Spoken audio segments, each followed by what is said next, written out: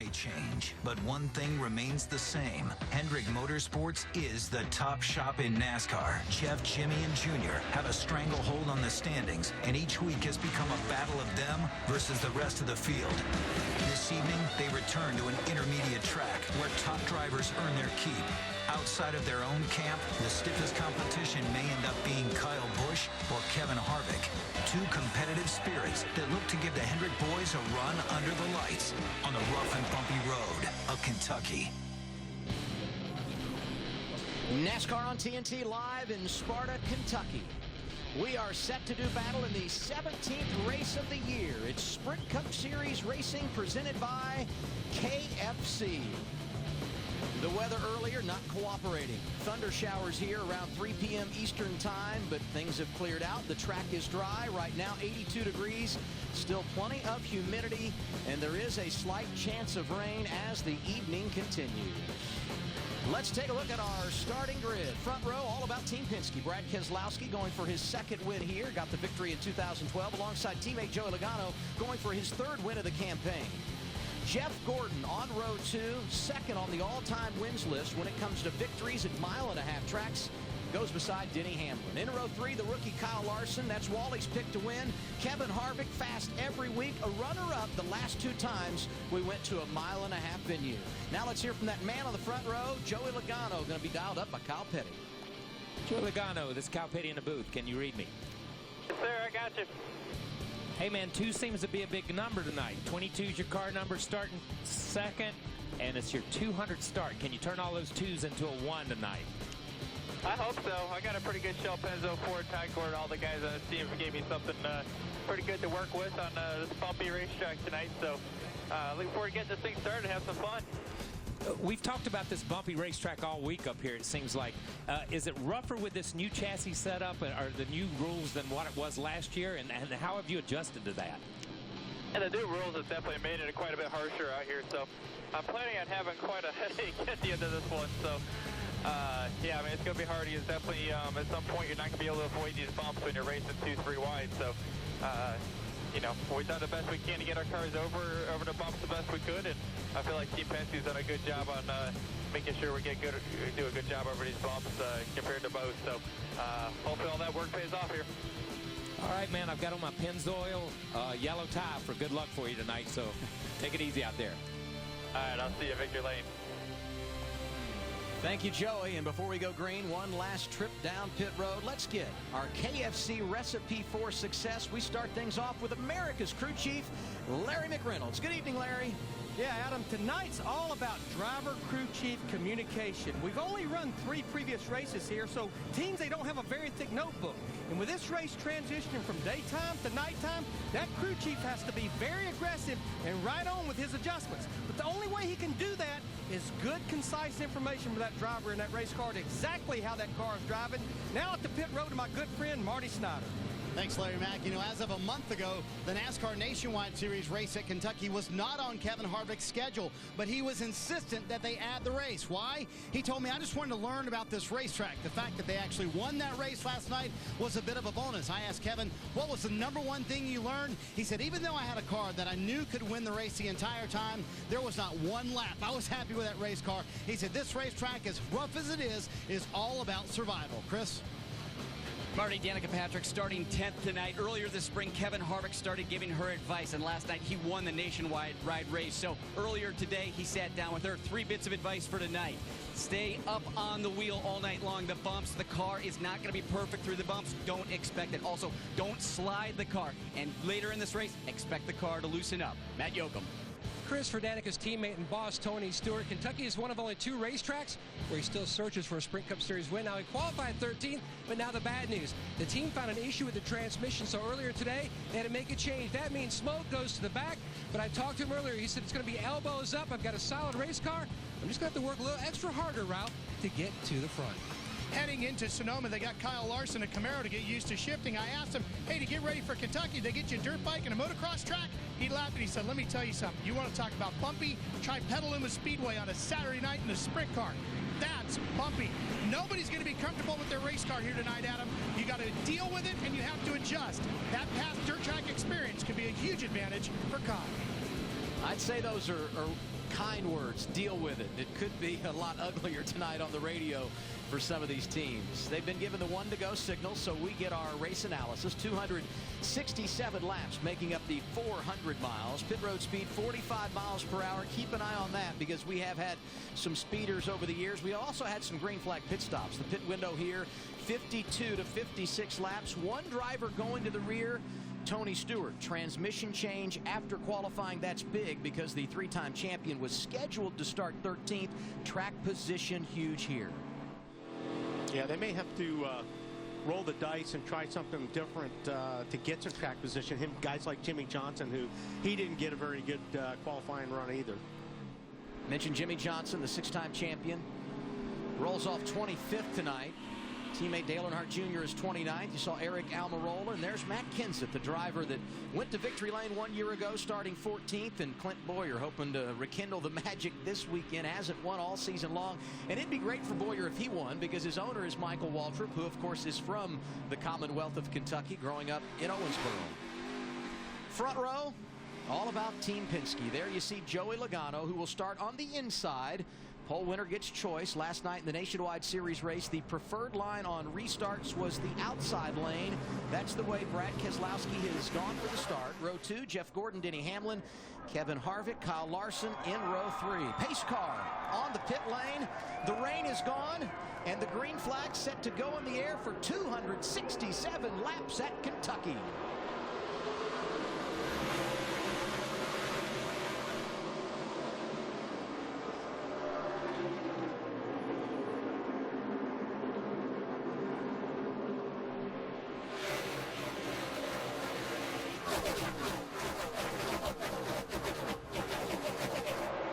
Pretty good start for Logano, but Brad Keselowski, the pole sitter, does grab the race lead and already battles for position. Jeff Gordon inside of Denny Hamlin. You saw Kyle Larson going at it there with a 4-car of Kevin Harvick.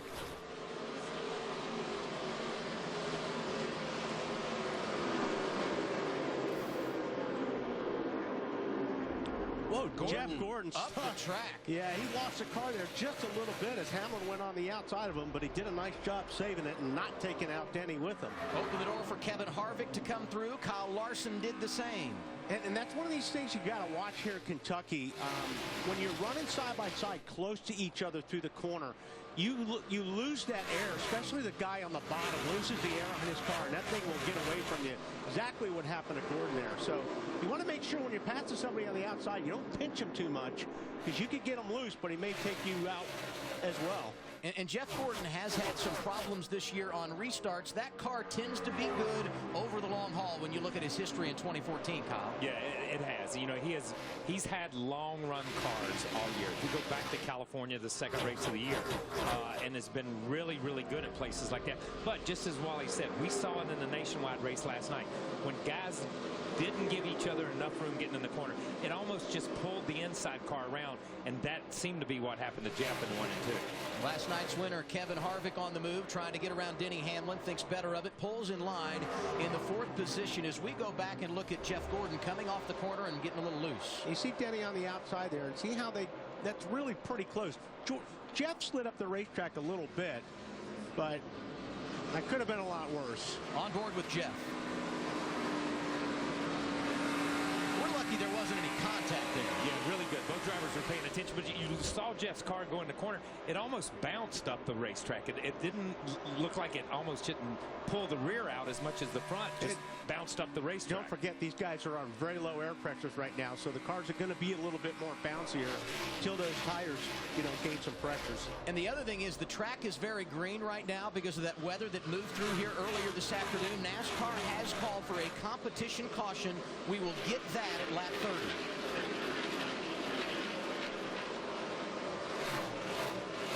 Jeff running about a half a lane lower than Kyle Larson, and we've heard these guys say that on the bottom of the racetrack there's plenty of grip there because they've not been running down there, but they've not run down there because it's so rough down there. And I'll tell you, even though they're going to get this caution coming up, the track appears to have pretty good amount of grip right now. I'm looking at the times. They're running some pretty fast lap times here. A little bit cooler than they run obviously yesterday. But usually when you get a rain like we had, it takes a long time, a lot longer for the track to come in. Well, and I would anticipate this track will change quite a bit as the night goes on, not only because the rubber was washed off, Wally, but we began this race right around 7:30 Eastern time. We won't wrap till probably close to 11. Yeah, the temperatures, at any racetrack you go, the temperatures mean a lot. When the track cools down, you get more grip in the racetrack, and it was, according to the way you looked, it looked pretty hot and humid out there. It was hot. And speaking of hot, Jimmy Johnson on a roll right now. Of course, he's won 3 races here recently, and he's already moved up 4 positions as he got around Brian Vickers, and now the brothers going at it. Kyle Busch on the outside of older brother Kurt picking up the spot, give him the 13th position on track. Casey Kane started 20th. He too is moving up nicely. Already got 5 positions to 15th and trying to get 14th away from Kurt Busch. The 41 car this season yet to finish in the top 25 on a 1.5 mile track. Brad Keselowski won the pole with a new track record yesterday. He's led a lap in every 1.5 mile race this season. He's been out front for all 8 circuits so far tonight here at Kentucky. Toyota Track Talk with NASCAR Sprint Cup team owner and driver Michael Waltrip. Kentucky. When you think of Kentucky, you think of horsepower, right? The Kentucky Derby, the beautiful thoroughbreds that are raised there and trained there to race in Kentucky. But we're taking horsepower of a different kind to Kentucky at the Kentucky Speedway, and being able to race in my home state, that's where I was born, is something that is really special to me. Not only driving on the track, but just being a part of the event and seeing how many fans showed up, and man, did they ever show up to that inaugural event.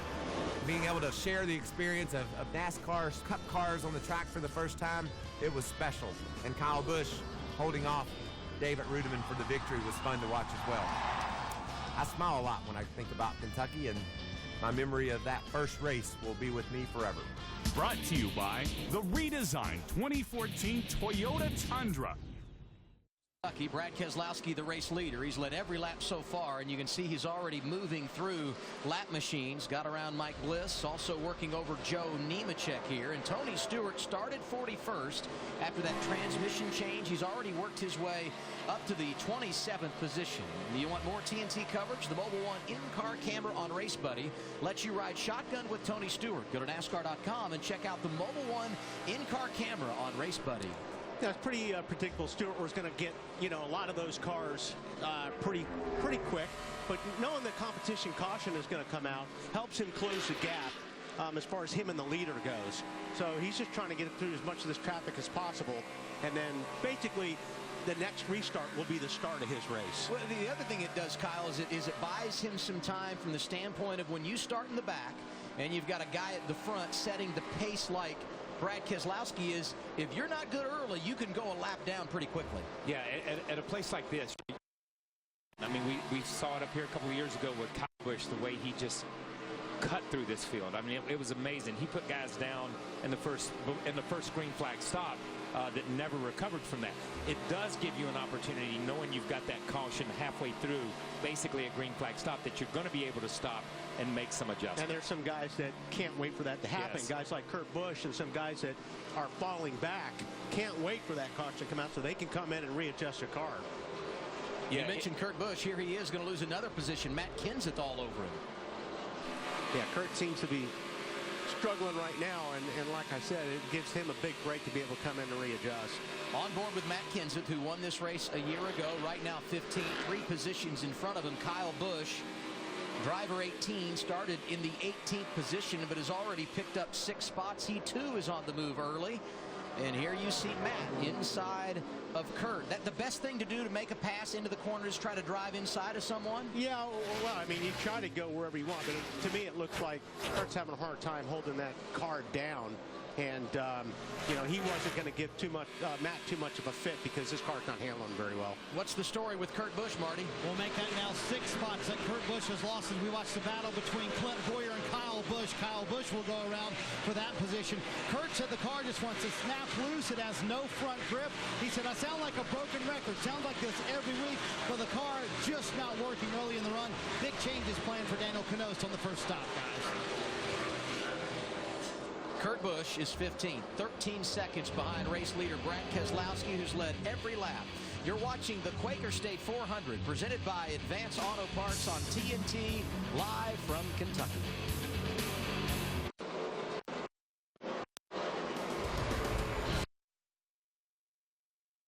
Presented by KFC. Brad Keselowski leads. Joey Logano, Denny Hamlin, Jeff Gordon, Kevin Harvick, the top 5. Dale Earnhardt Jr. started 29th. But NASCAR's most popular driver has worked his way up to 21st in that National Guard Chevrolet. And we remind you of this. Visit Chevy.com to learn more about the all-new Chevy Silverado, the 2014 North American Truck of the Year. So we're 4 laps away from the competition caution. Let's check in with our crew chief, Larry McReynolds. What do we anticipate here when they come down pit road, Larry? Well, I know what every driver and team would love to do when that caution comes out is change 4 Goodyear tires and fill it up with Sunoco race fuel. But I think because of track position and trying to gain track position, a couple of drivers that may go with 2 right sides only, Jimmy Johnson and Dale Earnhardt Jr., I think they have pretty good race cars. Now, Kurt Busch, Carl Edwards, on the other hand, they probably wish they could stop and take on 8 Goodyear tires. And how about this, Larry? This is our 4th Sprint Cup race here at Kentucky. This will be the 3rd time in those 4 races. The first caution was a competition caution. Seems we always get overnight rain, and there is the caution. It was not the competition caution. We've got problems in turn 4, and it's going to be Denny Hamlin in that FedEx Toyota, and it looks like he hit it pretty hard. Yes, it does. Yeah. You look at that right front there, and that all the way to the F on FedEx. So good to see Denny climbing from the car. He was running in the 3rd position when he hit the wall. It's been a rough few weeks. And, you know, I was going to mention the cars that I've been watching. Danny's car and Kyle Busch's car, those, and Jeff Gordon, those guys seem to be working the traffic the best. You know, there's a lot of guys that were running laps, but these cars, and Denny was one of them, was able to, you know, to make the passes, which means your car's working good, you know, aero-wise. Yeah, and you see him squat down there. He took his time getting out of that car. I don't know if you noticed, he kind of stepped out and kind of stood there a minute. Denny's dealt with a lot of back issues. Missed a race earlier this season with the eye problem out in California. Yeah, I hope he's okay, because I mean that's well, if he's looking at his car, he's okay. Yeah, he's looking at that. Told you he was running 3rd. Right behind him on track, Jeff Gordon. Let's ride with the 24 and see what we can pick up here. Man, that must have cut a tire or something, bro. When a car takes off like that, it's a mechanical for some reason. And you're, as a driver, you're just turning in, and you've got the wheel, and you're looking left, and all of a sudden the car goes straight. And I know we're looking at these softer barriers here, energy-absorbing walls. That's still a hard hit. Yeah, it's still about 180, 170 miles per hour hit. Yeah, this happened at lap 29, but it will serve as our competition caution. And here come the leaders down pit road.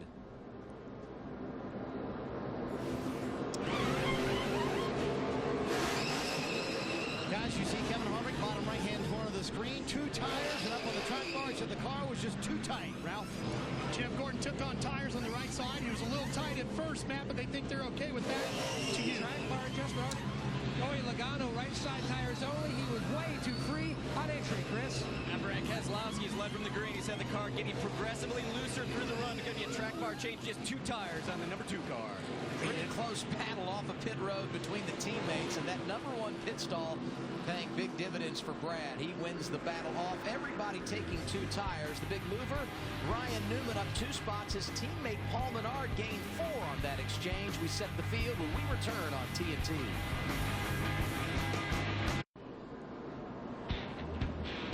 Let's see what the Frams are up to on our new Fram Cam, brought to you by Sprint's Family Plan. Get your friends and family members together on the Sprint Unlimited Family Plan and pay as low as $45 per month per line. Visit sprint.com/speed to learn more. First caution of the night here at Kentucky came out at lap 29 when Denny Hamlin, running 3rd, had something go wrong with his car, hit the wall. Everyone came down pit road, among them Reed Sorensen in the 36 machine for Tommy Baldwin Racing. He was the first car 1 lap down. He receives the free pass. When we get the restart, there will be 33 drivers on the lead lap. make it 31 drivers on the lead lap. Brad Keselowski, the race leader. Joey Logano came off pit road second. Jeff Gordon, Kevin Harvick, Ryan Newman, the top 5. The top 10, Paul Menard, Clint Boyer, Casey Kane, who started 20th, is 8th.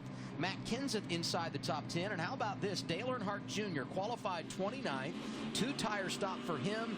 He restarts in the 10th position. Only 32 laps, and he's gone from 29th to the top 10. With a little bit of pit strategy. Sure. And that now's the time to play it. Watching this, as we were watching that first run, the 2 cars I was paying attention to was that 99 car, which was absolutely struggling. He was within a car of getting lapped in the first 29, 30 laps of the race. That caution definitely saved him. And you go to Danica Patrick, who's in 11th, is the first car that's taken 4 tires. She was running 7th at the time. That's a good move for that team. Put 4 tires back on the car. Obviously, she was comfortable in that first part of the race and gives her that security that she'll be able to pass these guys and maintain where she's at. Let's get a report on Dale Earnhardt Jr. from Ralph. Adam, as you pointed out, they were not good after qualifying. When I talked to his crew chief, Steve Letarte, this morning, he said, man, we are not in a fast race car right now. So he took what we would all consider big swings at the car. It's been the Brad Keselowski show here in Kentucky. He's led all 48 laps, 267 making up tonight's event here in the Bluegrass. And if you remember back in our pre-race coverage, Kyle said a lap around here every time you feel like you're getting hit in the head with a baseball bat. Then Wally pulled out a baseball bat. Well, the bat was a Derek Jeter bat. And you can watch Derek Jeter and the Yankees next Sunday, July 6th on TBS when they take on the Twins. It happens at 2 p.m. Eastern time. And let me say, I'm not taking credit for that comment. The guy that's leading the race is the guy that made that comment. He's the one that said it. He's the one that said it. I stole it from him. Okay, yeah. And now let's hear from Denny Hamlin, who's out of the race, Marty. And out of the care center, Joe Gibbs came to check on him. Darian Grubb came to check on you. That was a shot. Are you all right? And did you have any warning that was coming? No, really no warning at all. Having that competition on caution on lap 30 was good, but we needed it 1 lap sooner for us. But no, I made sure on the green racetrack you always want to keep your right front under you to make sure you don't overslip it, because you know tire wear is going to be excessive. But no, I didn't expect that at all. I just heard it pop, and when it did, it very reminiscent of last year. So we're starting to get our mile-and-a-half program together. I see our teammates are in the top 10 as well. So Joe Gibbs Racing, we're starting to take a turn for the better, and wish we could have seen how far it would have went into the night, but proud of this FedEx team either way. And they did have a good run going, obviously, in third, and he told me, good thing I was in that higher groove, because that could have been a lot worse, Adam. And Marty, when you think about Denny Hamlin, a lot of struggles lately. Had those back-to-back top 5s at Dover and Pocono, but this will be the 3rd consecutive week they have finished outside the top 25. Brad Keselowski leading here, started on poles, led all 52 laps. Right behind him, Kevin Harvick, Joey Logano, Jeff Gordon, Ryan Newman, the top 5. And Kyle Busch is on the move. Started 18th, he's up to 6th. And right behind him, Casey Kane from 20th all the way up to the 7th position. A couple of drivers to watch as we continue. 53 laps complete here at Kentucky. Brad Keselowski, a 3.8-second advantage over Harvick. Race leader, Brad Keselowski. Chris Neville. Adam, he has led 58 laps tonight. He says that car is good. Talking to Paul Wolfe earlier today, he said the one thing he wanted that car to do better tonight is be maneuverable in traffic. He said we've got a really fast race car, but he was concerned. How was that car going to get through traffic? Well, I think we've seen that already with Brad K staying up front. Marty. Chris, Kevin Harvick back in the 2nd position. I was talking to Rodney Childers this morning, and he said, we're going to be a hero or a zero today. My gut told me to go with a completely different setup than we've tried all year long. I think it will work. At least I'm hoping it'll work. He said, the one thing I don't want to be good early in the race, because that means we may not be good late in the race. Right now, Harvick, pretty good, running 2nd, Matt. Marty, the test back in May here for Team Penske certainly paid off. They scored the front row. Now trying to score another win. Now Joey Logano on the 22. He restarted on the inside. That cost him a spot until he could move up. During that first run, the car was too free on entry into 3. They've improved that, but now Joey's had to start backing up his corner entry route as the car has gotten free again. The only thing Jeff Gordon has said since this run began came just a lap or 2 ago when he said, I can't lean on the rear of the tire yet, which means he's not able to put that foot to the floor and get maximum maximum horsepower, Matt, as he rockets off the corners. Now, Ryan Newman qualified in the 7th position, Ralph, and he's climbed up just 2 spots to 5th. His car was tight down in 3 and 4 the first run, but now he said it's really challenging. It's tight at both ends of the racetrack, Chris. Well, Dave Rogers told me earlier today that one of the challenges with the 18 car is tying all 3 parts of the corner together, entry, center, and exit. He said that's the problem with this year, but earlier in practice yesterday, he said they finally found it again. So Kyle Busch pretty happy with that car. If anything, just a little bit loose, Matt. Chris, one of the biggest movers today is the 5-car Casey Kane. Now, he qualified 20th. Comes into Kentucky on the heels of back-to-back top 10. He's hoping to turn around and score his first win of the season. He was free during that first run. The car started out better this run, but now it has swung back to the free side. Chris? Well, Paul Menard looking strong in the 27. That car, a car that's been used a lot this year. This is the 5th race for it. They ran it at Vegas, Texas, Michigan, and Charlotte. Slugger Lobby saying he likes that car so much, mainly because aerodynamically, for whatever reason, it's just more superior than the other cars they have. Marty. Chris, Matt Kenseth in the 9th position, and the day started off very good for Matt Kenseth. They announced earlier in the media center Matt Kenseth signing a contract extension with Joe Gibbs Racing. Dollar General riding on the car tonight. They too have signed a contract extension with Joe Gibbs Racing. So some good news for the 20 team on the track. Car 2 loose for Matt. It's been loose both runs. 2 tires on that first stop, Chris. Well, Jimmy Johnson's been charging hard. He said that car in qualifying was just horrible yesterday. He said race trim way better, so he wasn't really worried about it. But he said once I get up to the top 10, that's when I'm really have to start working tonight. Larry? Yeah, Chris, we know Dale Earnhardt Jr. in that 88 car started this race deep in the field back in the 27th position. That car throughout the weekend. Ralph Shaheen reported they pretty much made wholesale changes, but Steve Letarte decided when that caution came out a while ago to go with just 2 right side tires. Even though he fell back just a little bit, he is maintaining in 12th. Looking at his lap times, I think he pretty much is going to stay right there until we have to make these green flags. Thank you, Larry, for the position right. Operation less than a half a second. Out front, all about Brad Keselowski. His lead 4.2 seconds over the runner-up Harvick. You're watching the NASCAR Sprint Cup Series on TNT, presented by KFC. Over the Kentucky Speedway in Sparta, you look at Brad Keselowski, his advantage over second place Kevin Harvick, 4.5 seconds. And we heard some interesting audio on the 2 radio. Brad Keselowski visiting with his spotter, Joey Meyer. Listen to this. Harvick's really committed to that high lane with the right sides out of the black. So much so he ran in on a lap car and got stuck behind him up there. Is he up there on both ends? He can be.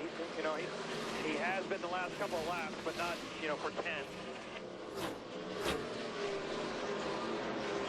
Yeah, and that's basically Joey and Brad talking about where is the 4-car running? Is he catching me? You want to know that kind of thing.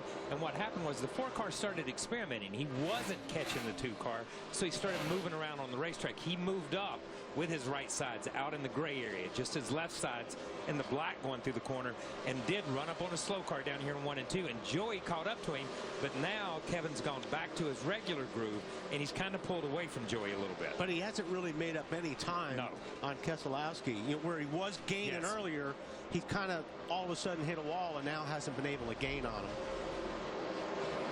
Jimmy Johnson started outside the top 20, has worked his way into the top 10, and Jimmy, one of only 2 drivers inside the top 10 that took 4 tires on that last exchange of pit stops. He and Kyle Busch in that category. Johnson is 10th right now, and that's Paul Menard in front of him right now, scored in the 9th position.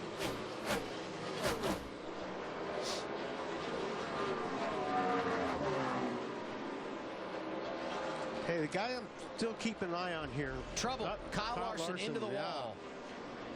Hold it up. This is about the same amount of laps, wasn't it, that when Denny hit the wall? Yep, really close. Now it's going to be interesting to see, because he had moved up like Kevin into that gray area. Yeah, 10-4. 10-4. He had moved up into that gray area where there was no rubber, trying to look for some grip, trying to find. And you see the right front, just as Denny's had given way right here, just into the outside wall.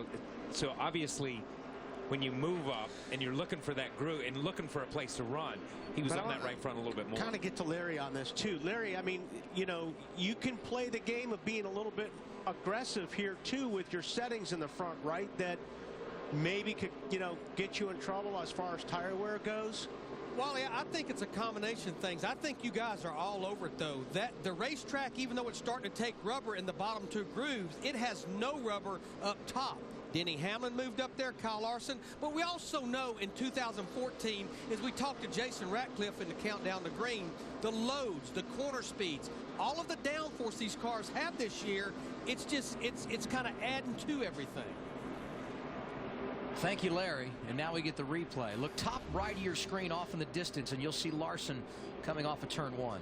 Yeah, it's almost exactly how Denny crashed, except it was in opposite ends of the racetrack. For Denny Hamlin, it happened to lap 29, so he had 29 laps. We restarted at lap 34, so Kyle had just over 40 laps of green. In fact, 43 laps is the count on the tires for Kyle Larson. Casey Mears, the car first in the 1 lap down category, so he will receive the free pass. And at lap 78, our second cycle of stops, both have been under caution. Kevin Harvick's had his car, Adam, started tight, got tighter as the run went on. They're going to slap a piece of tape on the grill. They're also going to do a wedge adjustment, trying to loosen that car up just a little bit. 4 tires, Ralph. Marty, Jeff Gordon says his car is a handful. He can slide the nose a little bit, then she wants to over-rotate him when he gets into the center of the corner. 4 tires fuel and a slight change to the right corner of the car in the rear, Matt. 2 different chassis adjustments for Joey Logano's Ford. They're also going to slap a piece of tape on the grill.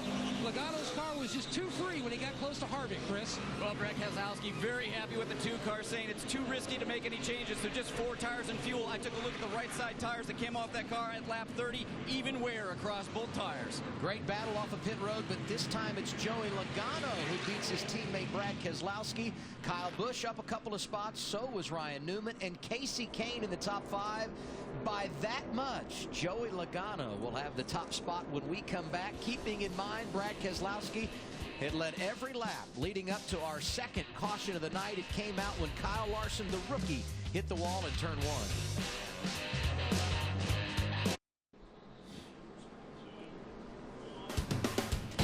1. NASCAR on TNT back at Kentucky Speedway. Sprint Cup Series presented by KFC. Under caution for the second time tonight. Everyone came down pit road, and in this cycle when it began, Kevin Harvick was second. When he exits pit road, he's 16th, and now you will see why. Once again, problems in the forecam. Yeah, this, you know, watch the left rear. He's going to drop a lug down or have a hard time on that left rear. See right there? That little mistake cost him 14 spots. I mean, that is just, we talk about it all the time on, you know, what you can gain or lose, especially lose. And if you take a look at that on pit lane and a driver perspective, I'm telling you what, he's smoking in that helmet right now, because he you know, running in the second spot, comes in, and these guys have had issues all year long on pit lane. I mean, I feel for Kevin right now, because that's tough to hand over that many cars on a pit stop, because they're really hard to pass on the racetrack. We've not seen many cars. The 18 of Kyle Busch. We've seen the 48 of Jimmy Johnson come through the pack, but really not a lot of movement on the track from a lot of people. Yeah, and the 18, you know, just before Kyle hit the wall, I was going to mention that I thought the 18 was the best car on the racetrack, because he was actually gaining positions and passing cars. His car looks like it's working really, really well in traffic. Brad Keselowski going to restart second here, Larry. Yeah, this will be the first time that he has started on the inside. I guess the moral of the story, if you're going to get beat off pit road, he should have gotten beat by 2 drivers instead of just 1. And Larry, Joey Logano out front, first time he's led laps at Kentucky in Sprint Cup competition. Brad Keselowski led the first 78. Joey Logano won the battle off pit road. And this will be interesting to see if Joey's on the outside, if he can do what Brad's done on the first couple of restarts we've had, and how Brad's car reacts behind someone else. And, you know, we got to give a call out to Newman here. He's sitting in the 4th spot right now. And the yellows come NASCAR's, back out. Yeah, they added a lap. You can see the safety lights on the pace car. Had some debris on the track. So we'll wait one more time. There's the safety worker out there trying to locate the debris. Mentioned Logano, Brad Keselowski, Kyle Busch will restart third. Wally, you talked about Ryan Newman. He's fourth. That's as good as he's been all there night. you go. And there's That's that. probably off of Kyle Larson's car. When they were towing it in, perhaps it fell off. Everybody trying to dodge it. Kyle Busch straddled it nicely as he drove right down the middle of that piece of debris. Casey Kane going to restart fifth here, as good as we've seen him tonight. Paul Menard back up to sixth after the pit stops. Then there's Matt Kenseth, Jeff Gordon, Dale Earnhardt Jr., and Austin Dillon inside the top 10. And think about the guys that started up front tonight that have had problems. Both Denny Hamlin, Kyle Larson having tire issues. They started sixth or better here tonight. And then the pit road situation for Kevin Harvick, who also started up at the front of the field. And we did get word that Kyle Larson has been released from the infield care center. So despite a couple of hard hits for both Hamlin and Larson, both are okay. And now let's hear from Larson. Ralph? Yeah, he just walked out of the care center. You okay? And what happened? Yeah, I'm okay. Blew right front. You know, first time that's ever happened to me in stock car racing. So big hits, but yeah, it sucks. You know, we were hoping for a good points day to, you know, kind of pad our points where we are before we go to Daytona, where it's a real crapshoot. So disappointing to have 2 weekends that didn't end up very well over the last couple races, but oh well, that's how it goes. We'll try and go to Daytona and rebound and try and gain some more points. Did you have any idea it was coming? No, not really. You know, I saw, you know, Denny blow his right front, and you know, I'd been pretty tight, but you know, I didn't think we had any tire issues all weekend, so I was you know, kind of shocked when he blew his right front. And then you know, we were pretty tight on our run and felt like I was using up my right sides and run up in the gray a lot, trying to get the top working, but and you know, told myself to get back down just in case, you know, something were to, you know, have tire problems, and I guess I just used up my tires too much. Thanks, Ralph. And Kyle talked about the championship situation. He came into tonight 10th overall, was on the chase grid, and had a 41-point advantage over the first guy on the outside looking in when it comes to the championship standings and the Sprint Cup chase grid. That would be Casey Kane. And it's tough, and we talked about this earlier in the weekend. Points are going to be a really big deal as we close on the cutoff at Richmond to see who's going to be running for a championship. Yeah, and you know, I think what NASCAR has done, win and you're in, is the greatest thing that's come along in the sport in the last few years. But there's going to be a certain group that's going to fight for those last couple of places and points, because I don't believe we're going to see 16 different winners. And these guys, Kyle Larson's one of those guys that's fighting for that position and was worried about points. Restart here going to come as we complete lap 84. Joey Logano, race leader, outside lane. Inside of him, teammate Brad Keselowski, Ryan Newman, Kyle Busch, Paul Menard. The top five as we go back green here at Kentucky.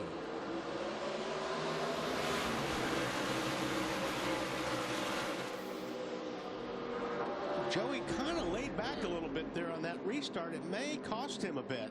I'll tell you, there's a lot of momentum, though, in that outside lane, and you see it here. Power move, Joey Logano trying to gain the advantage down the back straightaway. Tell you what, On board with Logano and Keselowski inside of him. This is good stuff. And you're fighting for it really hard, even though these are teammates, because you know how important that clean air is. If you can get that lead, boy, it's tough for somebody to pass you. So you're going to fight for it, as Brad is. and you see the sparks come out from under Brad's car. When you get hung down on the bottom of the racetrack right there, the racetrack is really rough. That's not where Brad wants to be to make any time. And they're getting after it behind him. Look at Newman, Matt Kenseth, Dale Earnhardt Jr., Paul Menard. At one time, they were 3 wide after the restart. Jeff Gordon, the 4-time champion, looking inside of the rookie, Austin Dillon. We talk about it all the time. Track position is so important with these cars. If these guys, for the first 2 or 3 laps after a caution, they drive like it's the last lap of the Daytona 500, and everything is on the line just to try to get that position. And you kind of notice with these, it seems like, Kyle, you could get up underneath somebody going into the corner. You can't loosen them up like you could with the older cars. Yeah, you could almost lay on somebody's corner right there, and they'd be a little bit free. But this outside lane, We see the two get a good run right there. He wants that lead back. And I think we're finding out exactly how good Brad Keselowski is. Sometimes when you're out front in clean air, it's king, you drive away. We just found out he's really good regardless of the situation. Yeah, that was I don't think we've seen a lot of guys at this end of the field pass each other, on the inside coming up out of a corner. His teammate led 7 laps, but that 2-car back out front, Chris. Yeah, and he wants to be out front because working traffic down in 3 and 4. We saw him come through turn 4 twice there, getting into a bump on the lower side of the racetrack and really bottoming out. You see sparks coming off the bottom of the chassis, and the team telling him, hey, you got to stay out of that bump. Because earlier in the race when Brad was down there, he said the car bottomed out so hard he heard the motor skid. Back. And right before that pass, Tab Boyd, who is Joey Logano's spotter, told him, look, Keselowski is wicked fast. We've got the 18 coming. Keep that in mind. So that's why Joey, the smarter move, just like in Counting Down the Green, he talked about how he has improved so much in his racing technique. Let his teammate by to preserve his position so they can try to pull away from Kyle Busch. And Matt, one of the things we have talked about throughout the evening is how good these Penske cars have been early this season on mile-and-a-half tracks. Coming in combined, Joey Logano, Brad Keselowski had led over 400 laps at our first 4 mile-and-a-half venues. With the laps they have led tonight, they put up 200 more laps led this season than they did in all the mile-and-a-half races a year ago. They are dialed in just like Kevin Harvick, who since the restart, Larry, has gone from 16th to 9th. Yeah, and that's been only 6 laps. I think we saw in that run before that last caution, Adam, that he's got a good race car, but I think right now he is a man on a mission trying to overcome that bad stop. Yeah, that's what you call driving angry. Yes. What about it, Marty? Guys, after the last stop, Rodney Childers told Kevin Harvick the right front tire looks good. He said it's not going to look good after this run, meaning he was going to charge through the field. Some potentially bad news for Harvick, though. He said he has a vibration now, thinks he might have a loose wheel. They're going to ride it out for now. And he said just now on the radio, it's not fun to drive like this. I can tell you that, guys. Wow. If there's a loose wheel, you're going to see a rocket come out of the inside of that race car.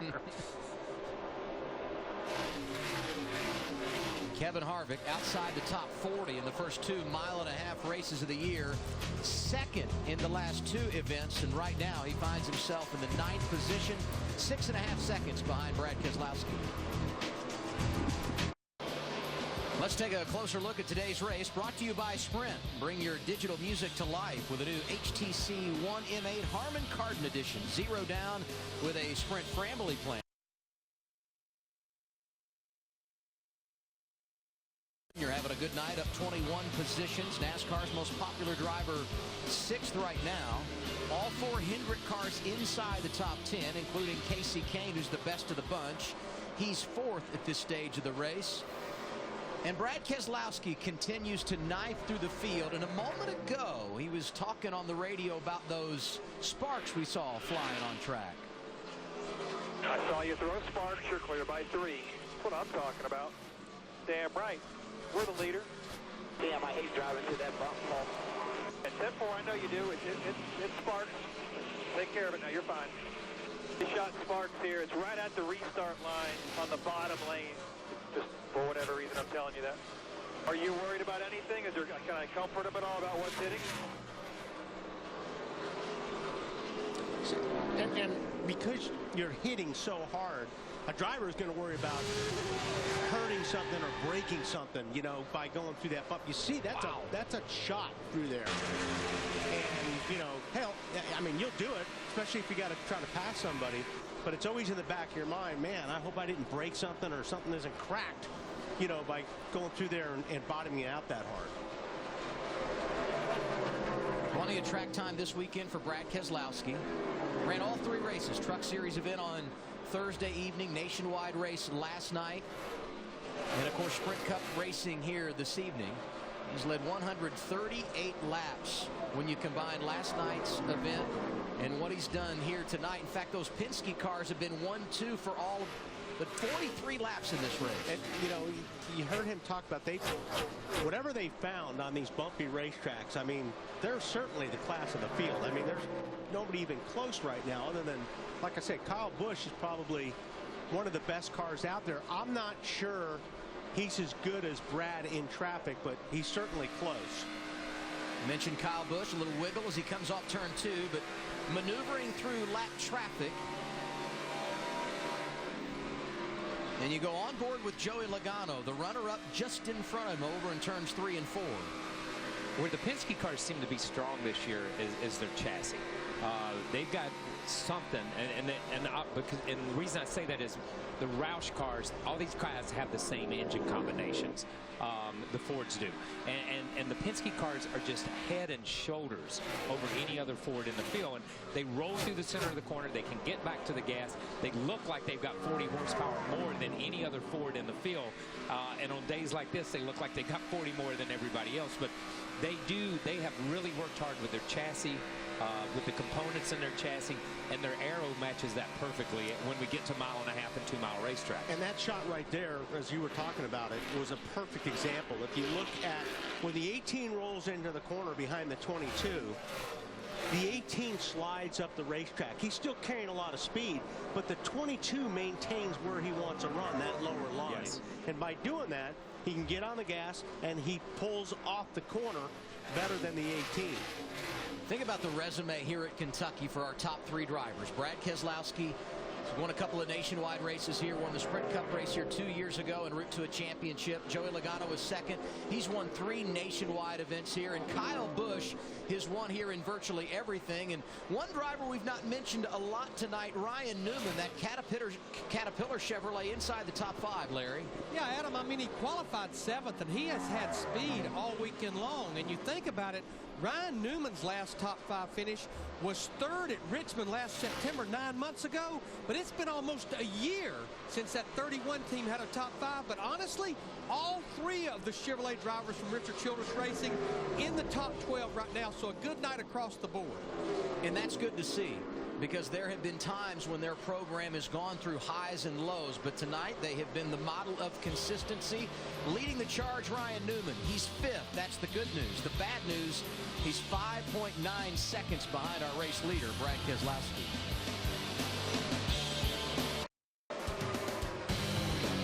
NASCAR on TNT live in Sparta, Kentucky. It's the 17th race of the year for the Sprint Cup Series. Our coverage tonight presented by Keselowski, dominating. He's led 105 of the 112 laps, and he continues to put drivers a lap down. Only 27 cars remaining on the lead lap, and a good battle here for the runner-up spot. Kyle Busch trying to jump in front of Joey Logano. I don't think Kyle can keep it down there on the bottom. I mean, we'll see if he makes another shot at it, but this is what I was talking about earlier. See, watch as he goes down into the corner. Takes a look down on the bottom. See how his car just kind of slides up a little bit? And it wasn't as bad there as it was off the 3 and 4. I think Logano's just going to say, hey, go for it. Yeah. He just let him have it there. At that point, yes, he did. Yeah.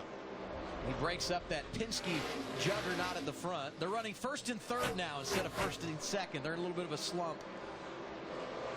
But Kyle, one of the things we talked about in Countdown to Green, and you felt it, I'm sure, when you were behind the wheel of our Toyota Camry test car, and that is the importance of the suspension at a rough track like Kentucky. Yeah, you see, this is from the Toyota Camry test car with us running it, and obviously we're running 2 or 3 seconds slower than these guys are.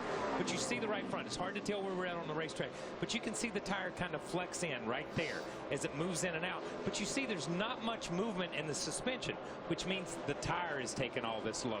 The tire is taking the load in the corners as it rolls in, as it rolls out, and we've seen 2 right front tires that these guys have worn out and blown so far. When you're putting that much pressure on these tires at the speeds these guys are running, then that is the weak link in this chain that we see right here. Used to, you would see spring movement, you would see shock movement. With the new rules package and having the ride height rules the way they are, then the tire takes the brunt of the issue. And it amazes me that Goodyear comes with a product as good as they come with. They can take what they take. And we talked about it earlier in the trailer. These cars are basically like go-karts now. There's no suspension basically in these cars.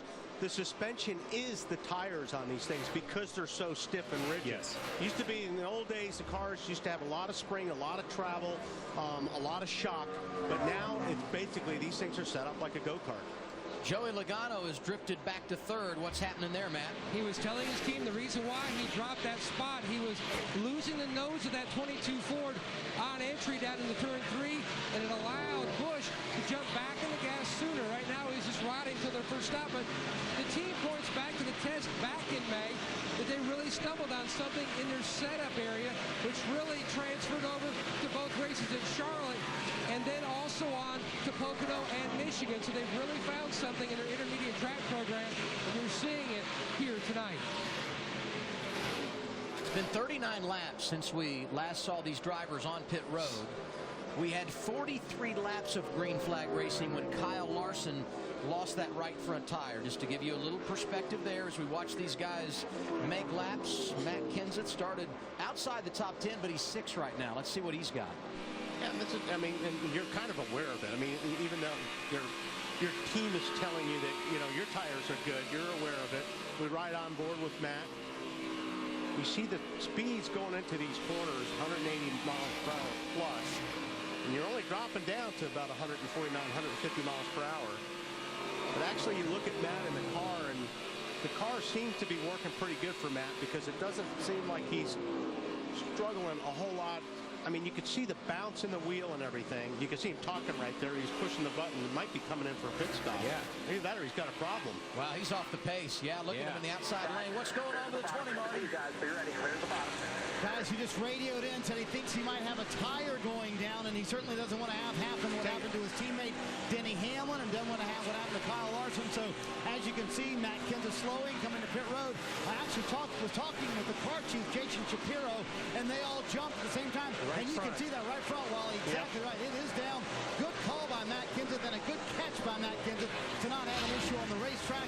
They'll take the 4 tires here, and they were closing in on their pit window anyway, so this may work out okay as long as it cycles out to be green flag stops. In terms of the chassis, car's been a little bit loose. Matt's been pretty happy with it. They've made minimal changes, and that right front is obliterated. He's lucky he made it back to pit road, guys. But like I said, these guys are all aware of the tire issue right now. But when you got 2 cars that wound up in the wall, in the back of the mind, these drivers are conscious of it. And that little car right there, Matt caught it and saved his race car.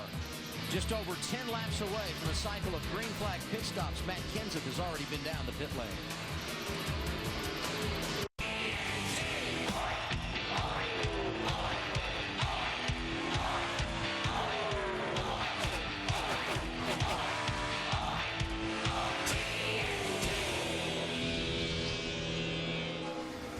Just about 9 o'clock in the east. NASCAR on TNT rolling through the bluegrass of Kentucky. You're watching the Sprint Cup Series presented by KFC. Under caution for the 3rd time tonight, debris on the track.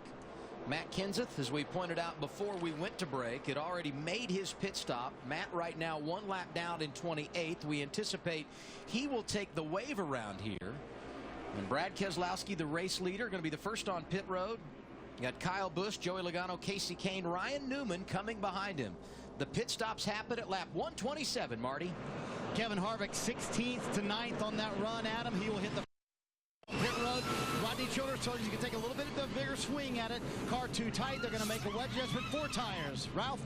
Marty, they're going to try to make the car turn a little bit better for Dale Earnhardt Jr. They're going to make some air pressure adjustments to the front and a little bit of a chassis change to the rear, Matt. Impressive stop the previous time on pit road. Let's see if Logano's guys can do it again. He said the balance was good near the end, but it was still a little loose on entry. Chris, they made a track bar adjustment to fix it. Brad K very happy with that car early on. Now saying it's getting a little bit free in. They were talking about a wedge adjustment that they didn't want to screw up the height of the side skirts. So just an air pressure adjustment to the right front. That 22 team getting the job done on pit road again. He's the quickest off, took 4 tires. Ryan Newman jumping 3 positions. Kyle Busch, Brad Keselowski going in the wrong direction. Dale Earnhardt Jr. completes the top 5. Everybody taking 4 tires. 127 laps complete here in Kentucky.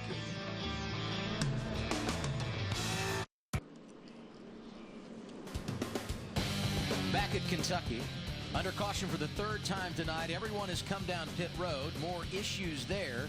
This time for Jeff Gordon. Started 3rd. When he pitted, he was in 7th. Left the pit lane in 24th. Yeah, watch the the front tire changer has it's a gun malfunction. You can see him messing with the gun. He'll run across the wall, get a new gun. You'll see the gap from the rear start to the front right here, like he's going to come change it. He can't take the right rear off. He's was getting ready to take the lugs off, but he can't until the jack man comes around. Yeah. What are they saying about it, Ralph? Well, that's exactly what the problem was. It was an air gun malfunction. You know, it's a rare, doesn't happen every week, but it can happen. These guys tend to travel these guns themselves. They take real good care of them, and needless to say, when that pit stop was over, there was a huddle of guys around it trying to figure out what the problem was. Well, and his teammate, Jimmy Johnson, has lost positions on each of his stops tonight. The six-time champion looking for his first Kentucky win. 13th right now, and in an effort to be fair, Kevin Harvick on that cycle of stops went from 9th to 6th. So the team perhaps got the memo, picked up the Budweiser Chevrolet a few positions. And we watch, you know, and the issues that Kevin has had, you know, obviously the pit stops have been slow for different reasons. We saw that 24. That's a gun malfunction, and those guys live with those guns. Absolutely. I'm telling you something. They look after those guns like they're their most prized possessions, and it is very rare when we see stuff like that. Under this caution, first car one lap down, Ricky Stenhouse Jr. He gets the free pass, being scored right now in the 24th position. Been given the one to go. We remind you of this. You can get customized coverage of Dale Earnhardt Jr., Jimmy Johnson, Jeff Gordon, and every other driver in the field with the Team Stream app from Bleacher Report. Download Team Stream for your iPad, iPhone, or Android device today. We talked about it earlier. We anticipated that Matt Kenseth would take the wave around to get back on the lead lap because he had, of course, pitted under green and went a lap down. He does exactly that. And he will restart 26. Yeah, that's a long ways to go. You know, on that pit stop, Joey comes out in front. 31 car, Brian Newman second. The 2 car goes from the lead back to 4th, but he's in the right place because he's in that outside line. In the outside line. That's exactly right. Sitting behind his teammate as we get the restart, putting lap 131 on the board here at Kentucky.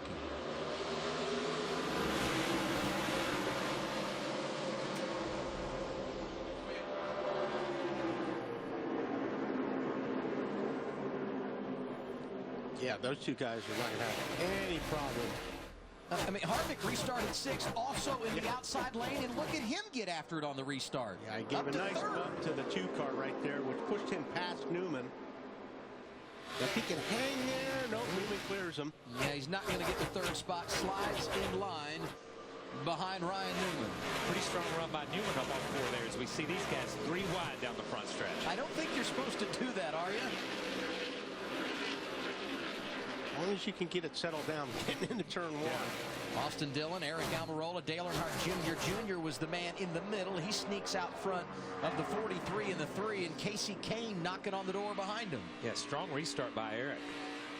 Haven't talked about him much tonight. Has worked his way up to the 7th position after starting 22nd tonight. Who's that? Allmendinger that came flying through there? Yeah, the 47. I think Boyer must have had a problem there because Allmendinger came by and Menard went by and he must have checked up a little bit. We've seen that a couple of times with the 15, watching him run in a pack. It's almost like he loses his nose coming up off the corner. Like the car begins to skate and push. He has to jump out of gas, and then they go by him. Saw in that shot last week's winner, Carl Edwards, inside the top 15. That's good progress for them. Let's go on board here with Clint Boyer, see what happened coming off of turn 2.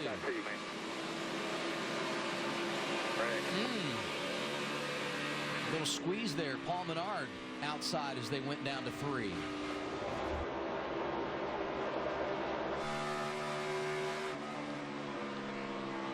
Eric Almirola 7th, right behind him the rookie Austin Dillon. To his outside Casey Kane, and Jamie McMurray trying to join that mix. McMurray last week started on the pole at Sonoma, got his season best run of 4th, and that team has finished inside the top 13 in the last 5 races, bookending that, the run last week at Sonoma and a top 5 run at Charlotte the last time we went racing on a 1.5 miles.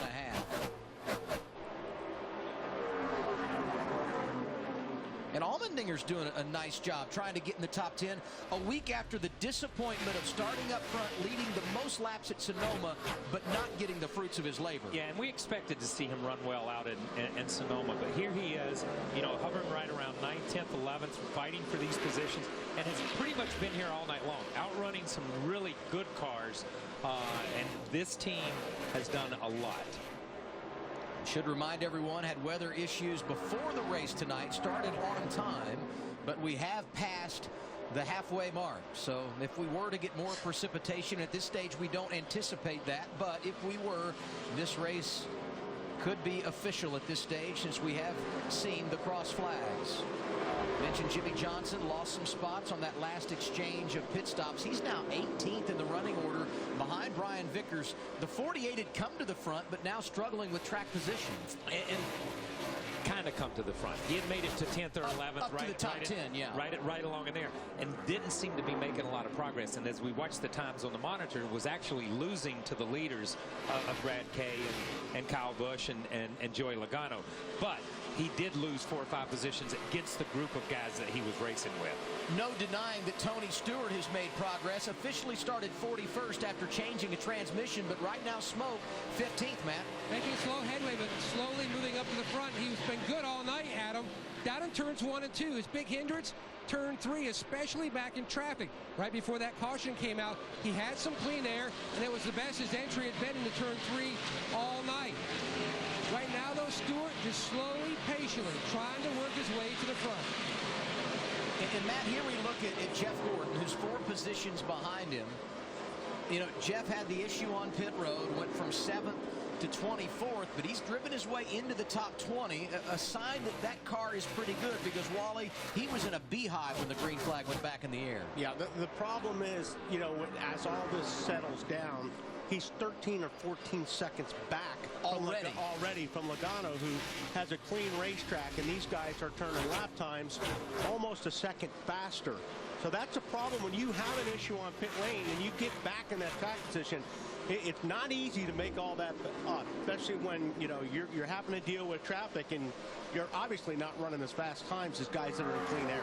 Mention the progress for Eric Almirola, sitting 7th right now in that Eckridge Ford, and here comes Jamie McMurray working him over pretty good. The one car not letting him get away to the outside down the front straightaway. And McMurray just seems to me one of those guys, when you watch him at the 600 and places like that, when it gets dark, all of a sudden that one car that's a good point. Starts running well. And now we're going to see with the track conditions changing so much right now, you're going to see different players all of a sudden emerge just because of the way their cars are set up for these track conditions.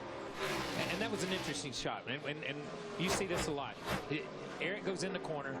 We see the one car of Jamie McMurray get that run. Eric doesn't block. He just stays down in his lane, gives Jamie that outside lane. And guess what? They don't lose any time to the guy that's racing behind them. Yeah. So they kind of change positions, but they're still far enough ahead of that 15 car right now that he wasn't in the mix. If you're looking in the mirror, and somebody has all of a sudden filled your mirror, it's probably a pretty good idea. He's a little bit faster than you. Why fight it? So we mentioned that Jeff Gordon has made up some ground since the restart. Here's the reason why. We go on board with a 24 machine. This is when we went green. Yeah, when you can get them 3 or 4 at a time, that's a pretty good way to do it. 148 of 267 complete here at Kentucky. And there is a new man in charge in the Quaker State 400 presented by Advance Auto Parts. It's Brad Keselowski, who got away from his teammate. Yeah, they got hung up on a couple of slower cars, and Brad just had the momentum. And he got up to the outside, and we have seen all night the outside groove is where you want to be. Watch here, I mean, just outside. There's not a whole lot Joey could have done at this point. We've seen how strong that 2 car has been on the outside lane. Just go by him. For me, the key, the restart, because Kyle, he was able to jump up to 2nd in that outside lane, which meant there was no one between him and Joey. That really gives you an advantage, not having to work more traffic. Yeah, he didn't have to spend a lot of time trying to pass someone like Kyle Busch or like Kevin Harvick to get back up to the front. 150 laps complete. Brad Keselowski has led 123. Joey Logano has led 27. You do the math and you find out Team Penske has led every lap tonight. That's impressive. Now a report from our Toyota Camry test car. Let's go to Larry McReynolds. Well, Adam, we've talked many times about the grill openings on these Sprint Cup Series cars, how teams, especially at a track as fast as Kentucky, how they'll put as much tape as they can on this opening because that helps to drag the straightaway speed and it helps the front downforce. It helps the front tire grip. Well, you would not believe how much it has started cooling down out here as we're getting to the nighttime.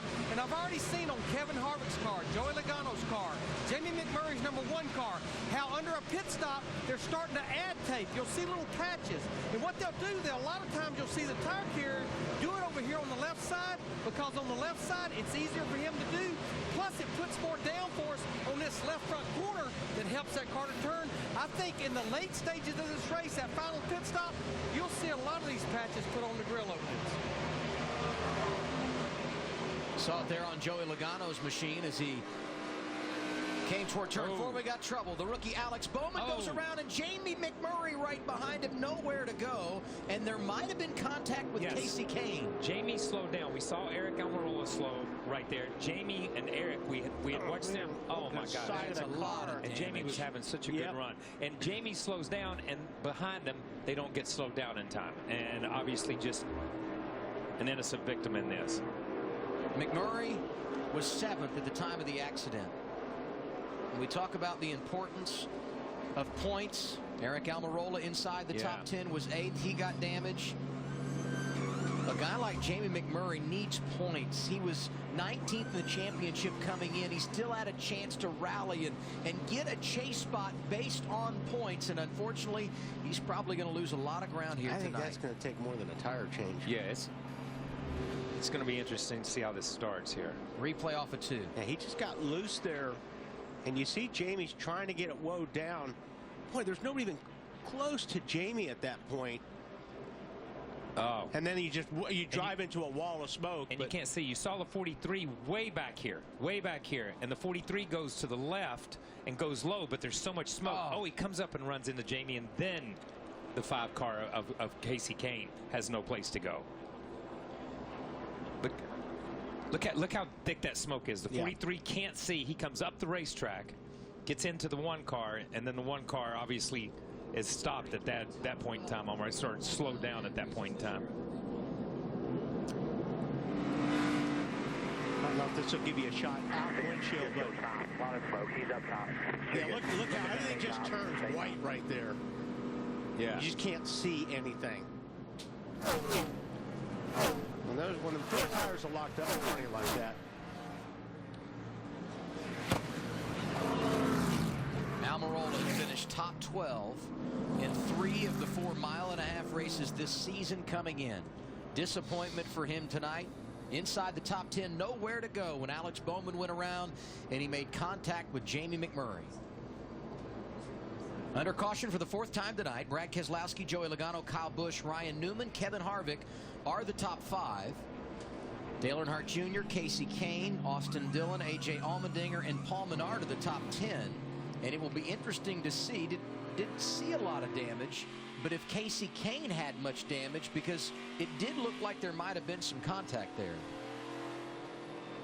Yeah, we haven't seen these guys yet, but it was tough to tell how much damage might have been to the front, the grille, and the right front corner of his car. And they're going to pit at lap 155. Here come the leaders, Marty. Kevin Harvick will pit from the 5th position. He said, we have made it horrible the last 3 stops. Incredibly tight going into turn 3. They're going to undo those air pressure adjustments. You see them on the bottom left of the screen. And you see that track bar adjustment. A big one, 2 tires, Ralph. 2 tires will be the call for Dale Earnhardt Jr. He feels like the car is good and loose, but he said, let's go just a hair more and see if we overshoot our mark. Matt, he's away. And Joey Logano's team going for 2 tires. They made a chassis adjustment as well. When he was stuck in traffic, Chris, the car just swung big time to the free side. Yeah, Brad Keselowski saying 2 tires on this stop. He said that last adjustment, the lower air pressure on the right front, tightened up that car, so no adjustments on this stop. And it looks like, once again, he loses a spot on pit lane. Yes, he does. Joey Logano wins the battle off the pit lane. Everybody inside the top 10 taking 2 tires. And it was tight once again. between the duo from Team Penske. Bad news for Brad Keselowski. He's going to have to restart on that inside lane. Our fourth caution of the night coming out when Alex Bowman went around. A race recap. Tires have been a problem for a few guys, including Denny Hamlin, who crashed at lap 29 while running inside the top 5. The rookie Kyle Larson crashing out about 50 laps later. Matt Kenseth had to make an unscheduled green flag pit stop when his right front was going down. More on him and what happened under caution here in a moment. And a few teams having issues on pit road. Among them Kevin Harvick, who got hung up on the right rear. And a couple of cautions ago, Jeff Gordon went from 7th to 24th when they had an air gun problem. Martin Truex Jr. going under the hood, facing in the wrong direction on the pit lane. And just like in qualifying, it's been the domination of Team Penske that's headlined this race. Brad Keselowski, Joey Logano leading every lap tonight. We've completed 157. On board here with Joey Logano. His team got him out in front of Brad Keselowski. The duo from Team Penske will restart 1-2. Right behind him, Kyle Busch, Ryan Newman, Kevin Harvick, the top 5. They've added a lap under caution, so we'll step aside. You're watching NASCAR on TNT.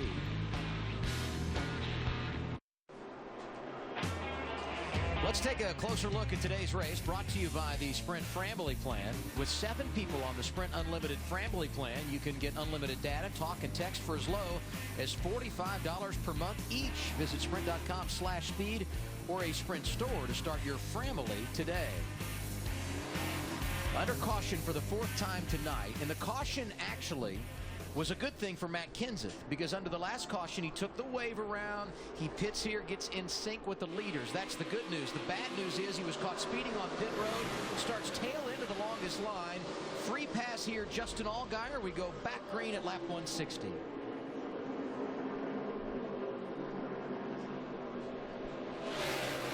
Ryan Newman outside lane in the 4th position, trying to make it pay off, but Brad Keselowski able to slide up in front of him in 2nd behind teammate and race leader Joey Logano. Keselowski looked like he was taking a look on the low side of Joey Logano. He's not wasting any time, is he? No. 3 wide at the start-finish line. We have had some interesting racing on the restarts tonight, and these drivers all realize, I got to go get it done, and there's that battle I was talking about. A.J. Allmendinger among those mixing it up. See Jimmy Johnson pulling out of line. Just in front of him, Kurt Busch was doing the same. Tony Stewart inside of Michael Annett. That's for position. How about the run for Michael Annett tonight in that 7 car for Tommy Baldwin Racing? 17th as he drops behind Tony Stewart. Now he's going to rally back in that outside lane. He's not going to give it up easy. Meanwhile, battle for the lead. Brad Keselowski inside of Joey Logano. The 2 car back on point at Kentucky. Yeah, Joe didn't fight that one too hard either. Kind of saw the 2 car was awfully strong, and Brad, I mean, he's had the best car all night. Yes. No doubt about that. Yeah, look at that thing from the middle. Off. I mean, it just yards everybody. Those, like you were mentioning earlier, Kyle, I mean, they've got the chassis figured out because they are really getting through the center of the corners. Yeah, that's just the key. Right there, right as we left that shot. It's just right as it rotates. You see the 18 going up the racetrack, and this set of tires just doesn't seem to be right now what he wants, because we've seen Kyle move forward after every restart. And, you know, here's Kevin that's running down a little bit. You see him in the middle of the racetrack here, but it's just not everything that he wants it to be. But Kevin has done a great job tonight ever since they had those problems on pit road, back in the top 5, and it looks like they have made that car better over the course of the night. Yeah, Harvick's actually passed a lot of cars since then. And right behind him, Dale Earnhardt Jr. Here's a team that was not happy with the car in practice, didn't qualify great, starting outside the top 25, but they have worked their way to the front right now in 6th with just over 100 laps to go. So that last caution involved both the 1 of Jamie McMurray, the 43 of Eric Almirola, both inside the top 10 when the crash happened, Marty. And a busy scene in the garage area because both of those guys are in the garage. You see the scene around Jamie McMurray's car, mostly cosmetic damage. Here's the advantage of your teammate being out of the race earlier. About 18 guys working on this one car. Again, they have got that cosmetic damage all fixed. I'll have Brad, my camera guy, walk over here, and Eric Almirola is just 3 pit stalls away here in the garage area. They'll have a longer time fixing the number 43 car. A lot of right front suspension damage, also a lot of right front damage cosmetically as well. But McMurray about ready to go back on the track thanks to all the help from the 42 team as well, Adam. Yeah, you mentioned his teammate Kyle Larson brought out our second caution of the evening when he hit the wall over in turn 2, had a right front tire go down. His day done early. McMurray going to try to get back out, pick up some points, because as we mentioned, they are in the hunt for a chase spot if they can't get a win, but tonight they'll take a big time hit in the championship. Kind of a yo-yo night for Jimmy Johnson, working to get back inside the top 10 here, and he does get around Paul Menard. Yeah, Johnson, he's worked hard tonight because he seems to have gotten in that area, the 10th through about 13th or 14th place, and then hasn't really done anything with it from that point on. He really hasn't gotten any closer to the front. They just kind of hung around there. Danica Patrick's another one. She's been there. She just hasn't been able to move forward much. They had to put on their work gloves tonight in the 48 camp, Chris. Yeah, they did. You guys were talking about it earlier. What is Jimmy Johnson having to do with losing some spots in pit lane down here? And I watched him on that last stop, and he's got Kyle Busch pitting right before his box. And since Kyle's had the track position all night long, that 18 car has been in the pit box. And Jimmy Johnson having to work his way around him every time. So a little bit slow entering his pit box on every stop here and giving up some spots on pit lane, and then having to work his way back around him on the racetrack. You can see there, having to work around that 18 car. And that's the perfect example of qualifying bad and putting yourself in a hole because you don't get to pick your place early on pit road. And that's where Jimmy and those guys have always, and Chad has always been really good at using, when Jimmy qualifies well, understanding pit road and understanding you don't want to pick next to guys that you think you're going to be racing with because you don't want them blocking you from getting in or out of your box. While you were talking, Kyle, Jamie McMurray pulled out of the garage. He will rejoin the race. And he's going to be 15, 16, 17 laps behind the race leader, somewhere in that category. On board with Clint Boyer, who's 9th. Right behind him, Jimmy Johnson in the 10th position. The sun has set. The lights are on, and the fans being treated to a good one here at Kentucky. When you race at nighttime, you get great scenes like that.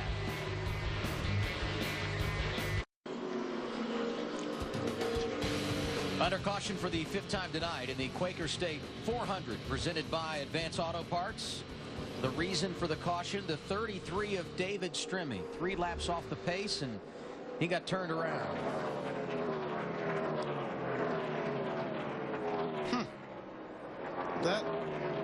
Was he just going up to try to get out of Brad's way and got the marbles? That almost looked like he may have had a tire going down. He looked like he was kind of chasing it up the racetrack to me, because that thing just shot up there. So pretty good job to save it, really. I mean, he didn't hit it hard.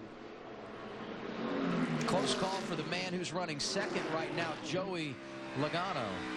Watch 33, watch him here, check up, watch him, just check up, caution, watch him. Don't know where he's going. Kind of looked to me like the left rear looked like it was a little bit low. Yeah. Free pass under this, our 5th caution of the night, goes to Casey Mears in that 13 car. He's 26th right now. 90 laps to go. Brad Keselowski leads. We showed you his teammate Joey Logano in 2nd. Ryan Newman is 3rd. Kyle Busch, Kevin Harvick are the top 5. Dale Earnhardt Jr. 6th. Great run tonight for Austin Dillon. The rookie right now is 7th. Kurt Busch, haven't talked a lot about him, drifted back early, but the man who won the championship in 2004 is up to 8th. Jimmy Johnson is 9th, and Clint Boyer, the final car in the top 10. Last time these drivers pitted, 22 laps ago.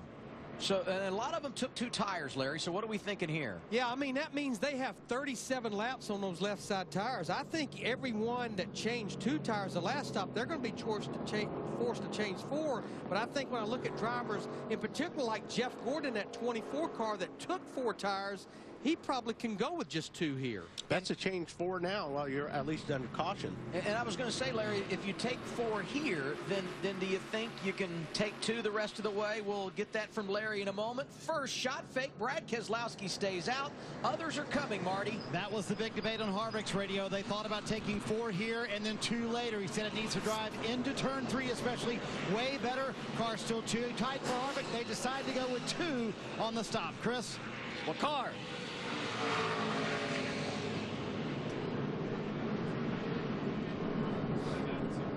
So we'll update what happened along the pit lane when we come back, but some big-name drivers staying on track, including the duo that's led every lap tonight, Brad Keselowski and Joey Logano. UKFC. 87 laps to go tonight in our 400-miler here at Kentucky. The top 9 cars staying out under this, our 5th caution of the night. The first off pit road of those that came down, Kevin Harvick. He'll restart 10th.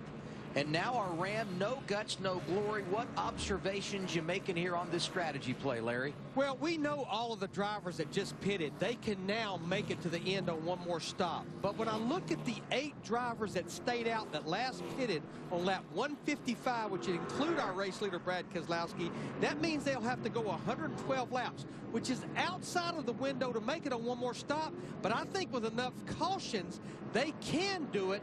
And the fact that we're having these cautions, I really believe it's going to put them where they're going to maybe roll the dice here and try to make just one more stop. And as we get ready to go back green, we hear audio from Kevin Harvick's team, who came down the pit lane and elected to take 2 tires.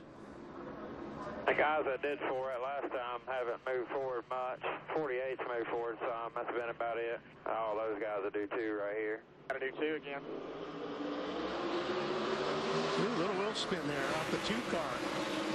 Yeah. Outside lane has been king tonight. We'll see if it pays off here for Brad Keselowski. Nope. The wheel spin opens the door for his teammate. Joey Logano slides into the lead off of turn 2. Jimmy Johnson is far up in the running order as he's been tonight, inside the top 5 in that low Chevrolet, but he's got company to his left elbow. That's teammate Dale Earnhardt Jr. as Kyle Busch that 18 swings wide. Just slides up the racetrack through the middle. That 18 was complaining on the radio how loose that car was before this caution came out, and they didn't pit to try to fix anything. And that tells you how critical they think track position is. They weren't willing to adjust the car and give it up. And they have enough faith in Kyle that he's going to be able to drive it and maintain until they get to that last stop. Here comes Ryan Newman trying to jump up inside the top 3. Would be the best running spot for him tonight. Whoa, Jimmy Johnson had to jump way out of the gas. He had Earnhardt on the inside of him. And you look at how much momentum that killed. Yeah. Hey, I know we're going to have this tire conversation later, and what do they mean as you look at Joey Logano and Brad Keselowski going at it for the race lead? No surprise. And Joey's going to let him have it. Yeah. I mean, and Brad, it's just obviously, Joey knows Brad's got the best car here, and there's no way you're going to be able to fend him up. He's better off, we talked about this earlier, let him go, because at least you got a solid second place in the bank. And if you start racing this guy, you're going to have Newman and Kyle Busch and Earnhardt all over you. And we've got to give Newman a shout out at some point in time in that car. I mean, he's having possibly the best race they've had all year long. But all the Childress cars are. We've seen Menard hovering there around the top 10, Dillon right there in the top 10. The Childress team came with their A game here tonight. And they really have been running much better in recent weeks. The charge has been led by Paul Menard. Yes. Yeah. Since Pocono is really when they started getting back on their game. And how about this Ryan Newman, who had a win last year, looking for his first top 5 finish of 2014. Right now, Paul Menard, the only driver for Richard Childress Racing that has had a top 5 on the campaign. Caterpillar just re-signing. They did, so, and that's great. Absolutely. It's been a long-term sponsor of Richards. And look back behind him. Kevin Harvick on that restart was 10th. Right side tires, he's worked his way up to 6th in just a few laps under green. And this is just going to have to play out in order to play in his hand. I think. I mean, yes. I think this is going to have to go a long way for Harvick to be able to capitalize on taking those tires and fuel there in that spot. Yeah, now Harvick's in a position where he's got to let the race come to him. Right. He can't chase the race. Dale Earnhardt Jr. right now is 5th. Ralph? Adam, Kyle is exactly right about the track position. I asked crew chief Steve Letarte, are you not worried about the left side tires? He said, I'm not as worried about the left side tires as I am about the track position. They just don't want to give it up, Kyle. Thanks, Ralph. And as you see Dale Earnhardt Jr. here, you remember just a few laps ago, he was running with Jimmy Johnson for a spot inside the top 5. Well, right now, the 6-time champion, never a win at Kentucky, scored in the 16th spot. This might be the reason why. Let's look at the replay. Yeah, I mentioned that Jimmy Johnson had to jump out of the throttle. That Jimmy's down on the inside, and I believe he gets a little bit loose here. Right there. Yeah. Just have to jump out of the throttle. You jump out of the throttle for a second or two here, and you've lost 3 or 4 positions just like that. And that was more what we talked about earlier. When you lean on somebody's right rear quarter panel going in the corner, the guy on the inside is going to pay the price, and that was Jimmy Johnson that time. Mixed bag for Hendrick Motorsports tonight. Dale Earnhardt Jr. is 5th. Jeff Gordon in the top 10, 7th. We talk about Jimmy Johnson, who's 16th right now, and Casey Kane, the 4th member of that group, trying to get his first win here tonight.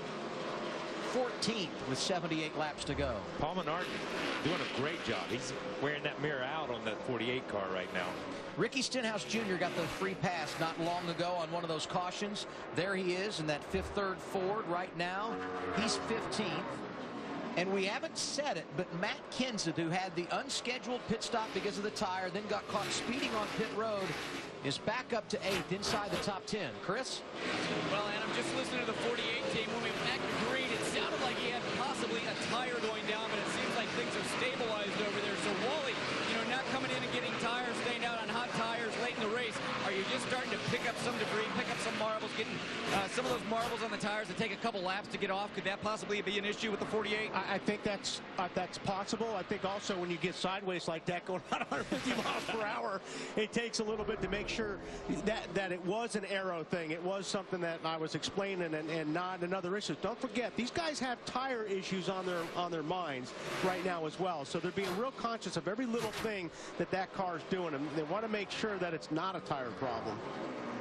Kyle, you talked about the handling issues for Kyle Busch. That M&M's Toyota continues to drift. Dale Earnhardt Jr. right there trying to get that 4th spot away, and Jeff Gordon has gotten around Kevin Harvick. He's up to 6th now. Kyle's going fast, but he's using more racetrack than everybody else. I mean, when he throws down in that corner, he just lets that thing slide up the racetrack and uses it all coming out, and it's working for him. It's just hard to, at this point, it's hard to pass people if your car is like that. You can make laps and you can run time, but it is really hard now when you catch someone to make your car do something other than what it wants to do, because that's not what his car wants to do. Brad Keselowski won the pole yesterday. With that, he got the #1 pit stall. And his team talking about the importance of position on pit road when you're making a stop. Brad, when we pit next time, we try moving over in the box just a little bit, thinking we might be able to have a little more grip there. Might help us. To the right or left? To the right, just a little bit. We'll hold the sign where you need to be. Is that where you think I'm getting beat, is the launch? Well, it's not helping. That's not all of it, no. Just trying to do anything we can here. That's why I was trying to make it easy on you all by staying to the left. You didn't have so far to run. Larry? Yeah, there is no question in my mind. I have re-watched the pit stops by Brad Keselowski and his 2 team from earlier when he was getting beat, and it was not because of a bad pit stop. Watch the wheel spin right here on the right rear when he goes to leave. See, he has no traction, so what they're trying to do is change his placement in the box where he gets traction. It was not because of a bad pit stop that he was getting beat. I don't know that I have ever heard a conversation about getting grip leaving pit lane. The problem is, early in the race, there's no grip in these boxes at all. You have to make 2 or 3 pit stops to lay some rubber down so you can develop some grip as well. Did you see that graphic? The Penske cars have been 1-2 in all but 61 laps tonight. That's unbelievable. We're closing on lap 200 of 267. It's the NASCAR Sprint Cup Series from Kentucky, presented by KFC.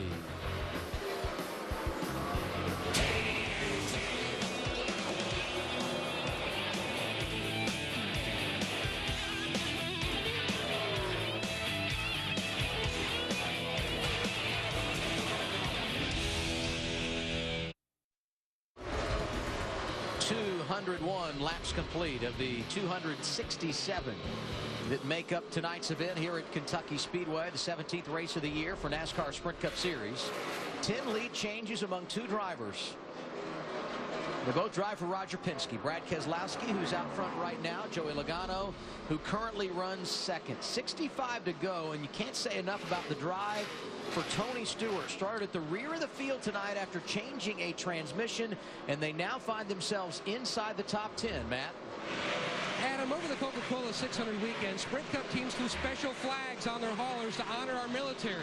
To help ease a family's pain, one of those flags flown was signed by all 4 Stewart-Haas drivers and sent to the family of Marine Aaron Torian from Paducah, Kentucky. In February of this year, Master Sergeant Torian, a career Marine, was killed in Afghanistan, leaving behind a wife and 3 small children. Today is race day in NASCAR, but to the Torian family has a much different meaning. Today would have been Aaron's 37th birthday.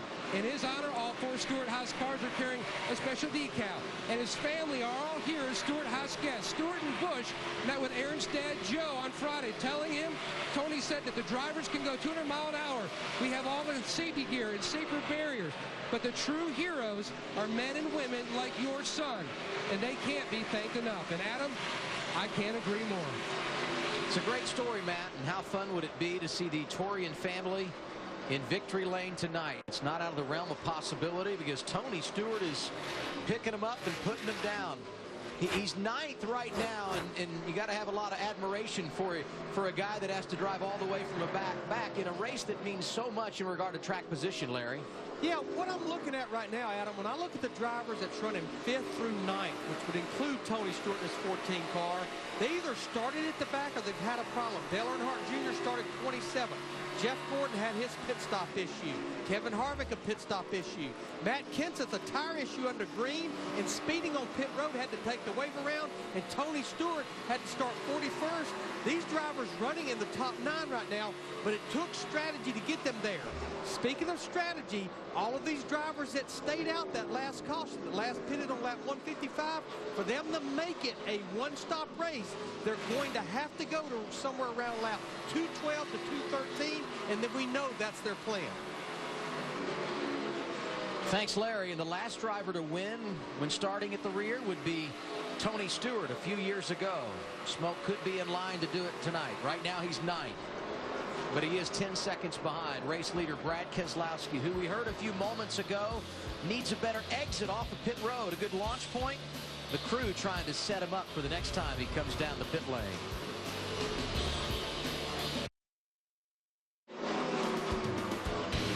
.55 laps to go here at Kentucky. The race leader is Brad Keselowski. You see A.J. Allmendinger going around him. The reason he has fresher tires, he was running 11th, but had to make a stop, and more green flag stops now. Here comes Danica Patrick, Chris. Yeah, Danica Patrick been struggling a bit tonight. She faded back from starting 10th. She just said that car a bit too tight. And hey, I think we've got a caution here, guys. And as she came down, so did Ryan Newman, Kyle Busch, and Dale Earnhardt Jr. Newman, Jr., and Kyle Busch all going to make their stops as we get our 6th caution of the night for Eric Almirola, who had gone back out after that earlier problem, but it looks like he hit the wall again.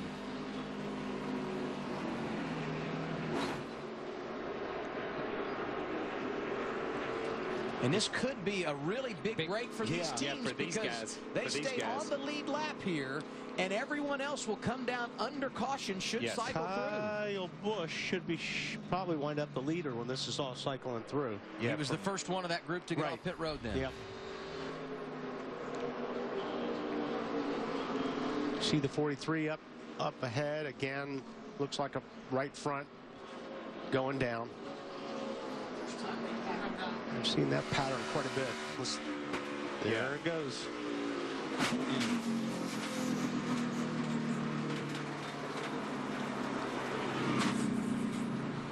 Yeah, had obviously already had some issues, been in another accident, and tough night for these guys. Ran really good. Was running in the top 10 when they had their first issue.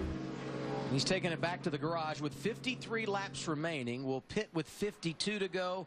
Everybody should be okay to go the distance from here on the load of fuel they will get on this cycle of stops. 1, 2, Brad Keselowski, Joey Logano, the teammates from Team Penske. And And they are going to stay on the racetrack. It was pit road's closed. Yeah, I was going to say, wow, how can you not pit here? But that's the reason why. But when they do pit, it'll be the first time tonight that one of the Penske duo has not been out front. That's how these races have kind of played out all year long. I mean, it really depends on where these cautions fall. Yeah. It just changes everything. I mean, you can talk about strategies all you want, but if that caution comes out at the wrong time or the right time, it changes all that. Here's the other thing. They're running down on the apron. It's been 60 laps since they pitted, Kyle. That's why they're on the apron. We see the 20 car. We see Jeff Gordon headed that way. We see the 20 car of Matt Kenseth. These guys really wanted to come down pit road that last lap. Really wanted to get on pit road. Kenseth did pit 4 laps later than everyone, so if anybody should feel comfortable in that group, it's probably Matt. Yeah. Well, for the second consecutive week, we're going to go under the lights on a Saturday night. 1 week from now, we head back to the World Center of Racing. Our coverage of the Coke Zero 400 powered by Coca-Cola begins 6:30 p.m. Eastern Time with Countdown to Green served by Sonic. And then one of the most entertaining races of the year, 400 miles, 4th of July weekend at Daytona. All right, these guys have got to maintain speed. And you see the 2 and the 22, you know they're cutting them on and off. Trying to get up through there. The 22 has almost run up next to Joey has almost run up next to Brad a couple of times just to hit him. Pit road is open this time. Marty, here they come. Kevin Harvick will pit from 4th. Rodney Childers told him on the radio, I'm sorry, man, we've been at the plate swinging every time. They cannot get this car to tighten up for Harvick, especially off the corner. They'll make another track bar adjustment. 4 tires this time, Ralph. The biggest challenge for Jeff Gordon is get the car down into the racetrack, the rear of the car into the racetrack the way he wants. No changes this time. Matches 4 tires of fuel. Joey Logano slides almost out of his box. Logano's car was equal to the 2 near the end of that run, balance-wise and lap times-wise. No changes on the 22. They're topping him off full of fuel. He's away, Chris. And Matt, 4 tires on the 2 car. He moved his position a little bit over to the right to try and get a better launch, but gets beat off pit lane, also adding a piece of tape to the front of that car. It was Paul Menard that got the jump on everybody coming off pit road. The reason, they go right side tires only. 2 tires for Menard. There gains him 10 positions. Matt Kenseth was second off, picked up 3 spots. Brad Keselowski, Jeff Gordon, Kevin Harvick, the top 5. But let's not forget, 3 drivers staying out who had pitted as the caution came out. You saw the race off the pit lane. We reset the running order next. Back at Kentucky, getting set for the restart. Be 48 laps to go. Top 3, Kyle Busch, Ryan Newman, Dale Earnhardt Jr. Caution came out at a perfect time. They had come down pit road as the caution went in the air, so they pitted, and when it cycled through, they were out front. Riding 4th, Paul Menard. We take a look at our KFC recipe for success.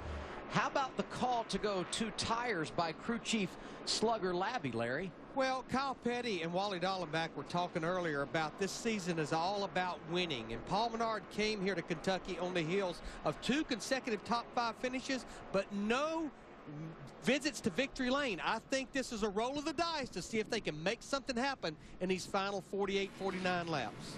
And his teammate, Ryan Newman, another driver inside the top 5, yet to go to victory lane this year. And Matt Kenseth, 4-tire stop, restarts 5th. He too looking for his first victory of 2014. Kyle Busch chooses the outside lane for the restart. We get it with 48 laps to go here in Kentucky.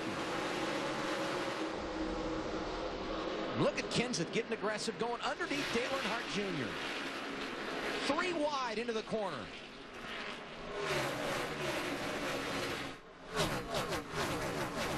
Keep an eye, too, on Brad Keselowski. Had the race lead, came down pit road, but started behind those guys that had already made their pit stops.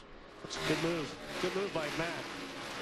Good move by Joey Logano, who's gone around and both on the outside and picked up a couple of positions early. Was worried when he left pit road. He got caught so far back in traffic. It was going to be interesting to see how he could work traffic. Brad showing how good his car is. Got around Paul Menard. At Miller Lite Ford up to 2nd. Ryan Newman not letting Kyle Busch get away at the front. Kyle Busch's car was really loose. We heard those guys say on the last set of tires. Did a great job of just maintaining his track position and keeping it. Then got very fortunate whenever they were able to catch that caution while they were on pit road. Joey Logano now in a little traffic since the restart, Matt. He lost a number of spots on pit road. He dropped back to 10th from second when he hit pit road, simply because they went to the end of their entire fuel run. They had to wait on fuel to pack it full to make the distance to the finish. The other thing is, spotter Tad Boyd pointed out a little earlier in the race that his car just does not respond as well in traffic as his teammate Brad Keselowski's does. But Matt has worked his way up to fourth, getting around Kevin Harvick most recently. And right now that 22 car just under 2 seconds behind race leader Kyle Busch. And will eye Brad Keselowski, who right now 1.3 seconds off the lead, and see what kind of progress he can make. And of course, sandwiched in between Brad and Kyle, who's out front, Ryan Newman in the runner-up spot. I think you got to give Brad's car 8, 9, 10 laps. That's yes. even when we saw earlier when Logano got the lead. You know, it took a little while, but boy, when Brad's car finally came in, he had no problems catching the 22 and passing him. So I would give it some time to see if that 2 car gets better. I think it will. And, you know, it seems to me, like I said, he has been the best car all night, especially in traffic. So I think he's sitting in a good spot right now. Had the best car here last night in nationwide competition. Got caught speeding on pit road. Did not get the win. Pretty good here in the Truck Series race Thursday evening, but left his pit box with equipment. He was penalized and unable to get the win there. The one thing I do want to mention, we heard the guys talk that Brad's car was a little bit loose, yes, and they wanted to make an adjustment and didn't, but they put some tape on the front, so that, you know, that could work against you, yes, also, because it's going to make the car more loose. Yes, it is. And as we watch this group right here, Matt Kenseth, Dale Jr., and Paul Menard, remember, Menard took on 2 tires. They gambled a little bit. Jr. got lucky and caught the pit road. He was on pit road at that time. Restarted third, has dropped all the way back here because we saw that 3 wide little action there on the restart. Now he's trying to make up this lost ground. Getting down to it here in Kentucky. 42 laps remaining. Kyle Busch, Ryan Newman, Brad Keselowski, Joey Logano, Kevin Harvick, the top 5.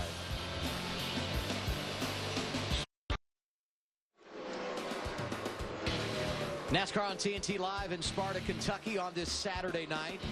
It's the Sprint Cup Series presented by KFC. 36 laps remaining. Kyle Busch is the race leader. While we were away, Brad Keselowski drove around Ryan Newman, the man who has dominated this race, finds himself in the 2nd spot, 2 seconds behind Kyle.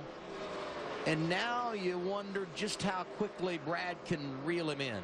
Well, based on what we've seen earlier in the evening, you know, Brad's car gets a little bit better. Kyle's car slides more as the run goes on. He uses up more racetrack. So I think if the thing stays green, I think this plays into Keselowski's hand, the way these cars, you know, have been handling up to this point. Think about Kyle Busch. It's not been a great stretch for him. Driver that won at California earlier this season. 1 top 10 finish in the last 7 races. Sometimes it's been performance, sometimes it's been bad luck. But right now they're in position, Larry. Yeah, I guess I go back to the Countdown to Green pre-race show, Adam. You and I talked about Joe Gibbs Racing, how last year they won 1/3 of the races, and this year only 2 wins, one by Kyle Busch and one by Denny Hamlin. We felt like this would be a place that would really tell us where Joe Gibbs Racing, and to see Kyle Busch, regardless of the outcome, up there leading this race, and Matt Kenseth in that 20 car with his up and down night being in 6th, I think maybe they're starting to get their arms around this rule package for 2014 and coming with 10 races to go before the chase. Well, and the one guy you can't leave out is Denny Hamlin, who tonight is not obviously going to have a good finish because he crashed at lap 29, but they were in the top 5 when they had their problem, qualified good. They showed some speed this weekend as well, and it's hard to believe, Larry, but a year ago when Matt Kenseth won this race at Kentucky, it was the team's 4th win in 5 tries on a 1.5-mile track in 2013. And here we are tonight. They're winless at the intermediate tracks that they were so good on a year ago. I'm going to tell you, this 2 car's coming about 1/10 to 2/10 a lap when you watch it. And it's back to exactly what Wally said. The more laps we go, the more this 2 car comes in. And we saw earlier, Kyle and those guys have done a heroic job of staying out, making a great call on pit road and staying out. Kyle just driving the car and letting it go to put themselves in a position. But this 2 car has been the class most of the night. When Ryan Newman was running second, Brad Keselowski went around, got the runner-up spot. He was 2.5 seconds behind Kyle Busch. He's now 1.3 behind with 31 laps to go. We've got the stretch run after a break here on TNT. 25 laps to go here at Kentucky. Good time to check in on tonight's field. Get complete driver-by-driver updates as they happen with a Team Stream app on your mobile phone or tablet. Let's go through the field, starting with race leader Kyle Busch to Chris Neville. Yeah, well, the Penske cars, they've been leading this entire race except for Kyle Busch, now leading for the past 28, 29 laps. And he was saying that that car was wrecking loose early on that last pit stop. Air pressure change, wedge adjustment. Now that car better. Very quiet on the radio. Just behind him, Brad Keselowski, the man who's just dominated this race. He also quiet on the radio. No adjustments on that last stop. Just slowly trying to reel in that 18 car. Matt. And the driver trying to reel him in is the 31 of Ryan Newman. Best run Newman and the 31 team has had all season long. His best finish here at Kentucky is 4th. He could better that as well. No changes on their last stop. Marty. Matt, what a recovery for Kevin Harvick and his race team. Remember earlier in the night, they had that problem on pit road, lost 14 spots. They have been flawless since then. They're now in the 4th position. The car, pretty good for Harvick right now. They finally got that loose condition out. Remember Charlotte a few weeks ago? They recovered from a bad stop there, finished second at that 1.5 miles, trying to get up to the top 3, Matt. Joey Logano's been trying to fight a little bit of balance on entry to turn 3 all night, but his big concern now, having run top 2 most of the night, is something else. I think I'm blowing up. Yep, blowing up. Beautiful. Keep digging right there. Yeah, I'm 255 on the water. Everything else looks okay. This gauge inside his car, you'll see the gauge is red. Dale Earnhardt Jr. is running well in that 88. And remember, as I talked to crew chief Steve Letarte earlier today, they took a massive swing on this car to try to get it dialed in. Steve Letarte also told me that this track is not like anything they will see later in the chase. But the point is, Adam, it speaks volumes for this team that they fought all the way through this today, and this car is running better at the end of the night. Ralph, Dale Earnhardt Jr. trying to get his 5th top 5 finish in the last 7.5 mile races, and here you see inside Logano's car.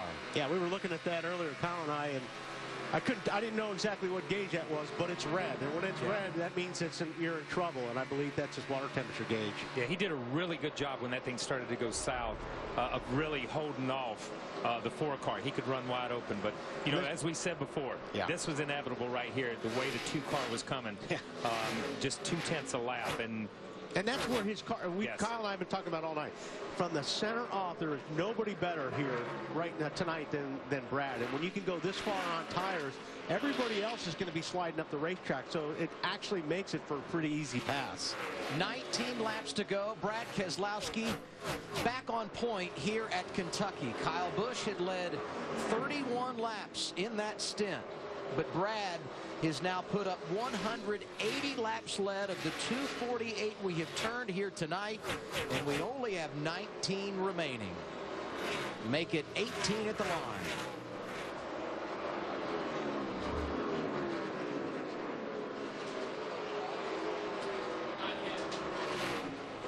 Joey Logano, we talked about his engine issues. He's drifted back to 8th. Casey Kane has circled his way into the top 10, and Kurt Busch now in the 10th spot with 18 laps remaining.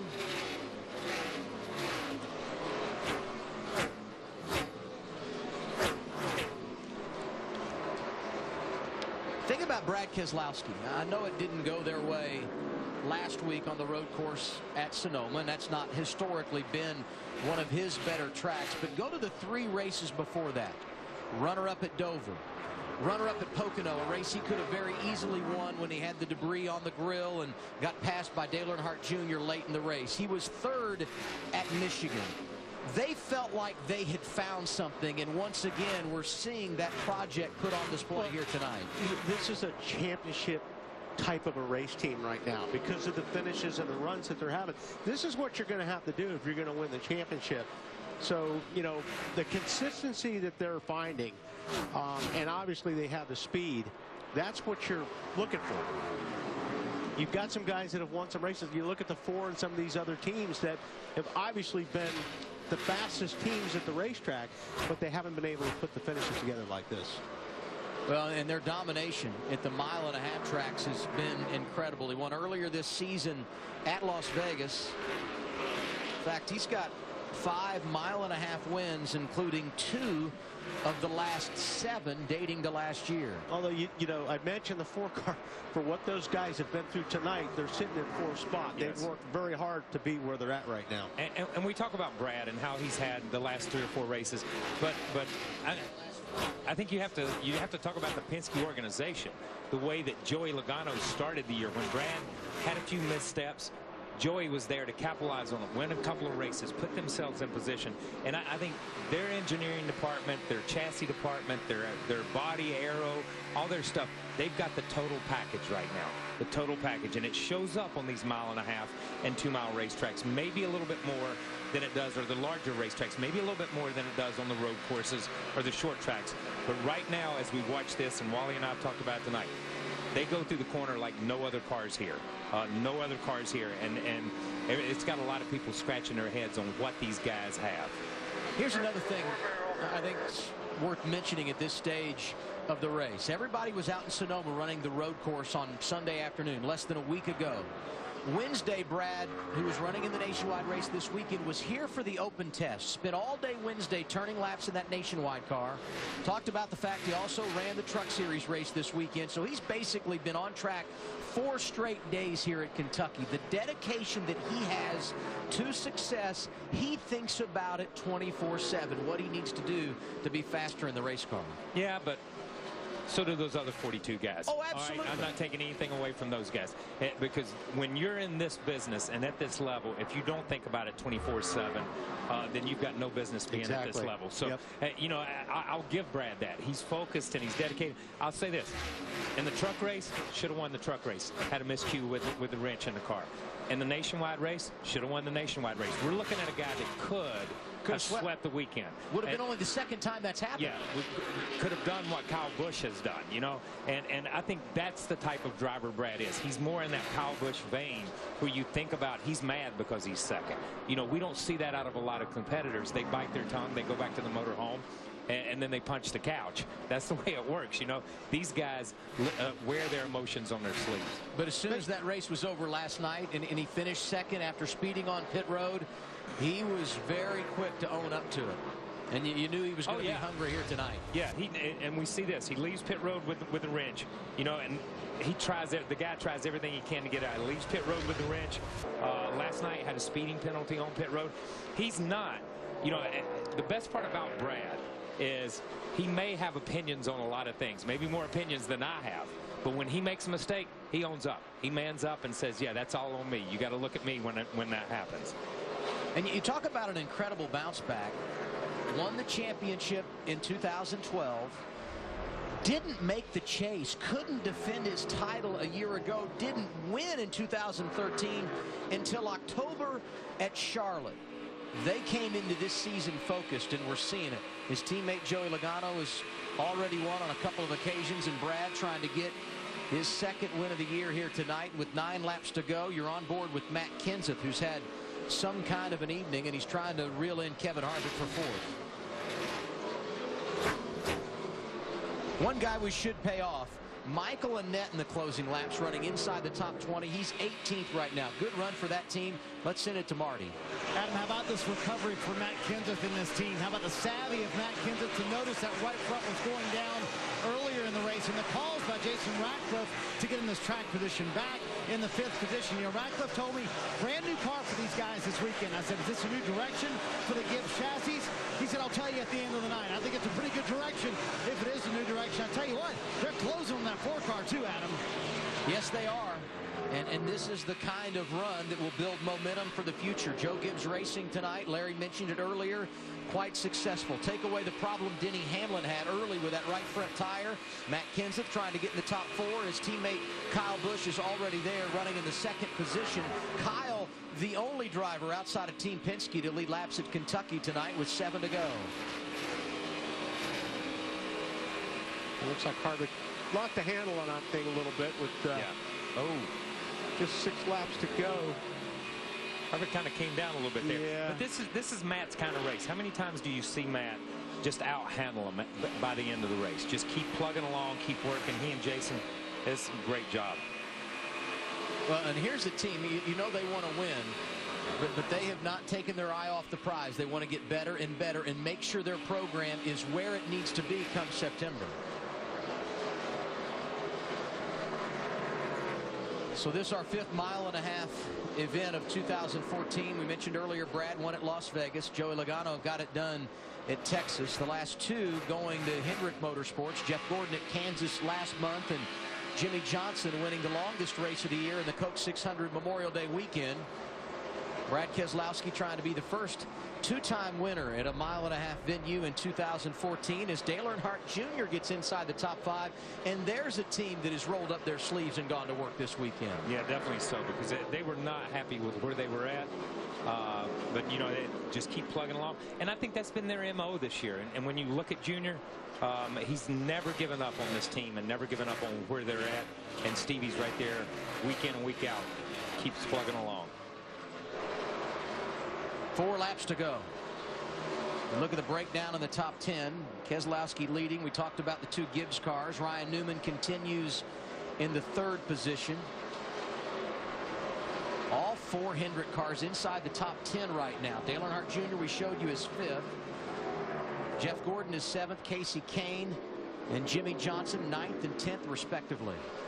Yeah, I think Jeff Gordon's got a better car than where he's running right now. Sure. What those guys have been through tonight. Yeah, they had the air gun problem on pit road at one point, went from 7th to 24th, but they too have worked hard to get themselves inside the top 10.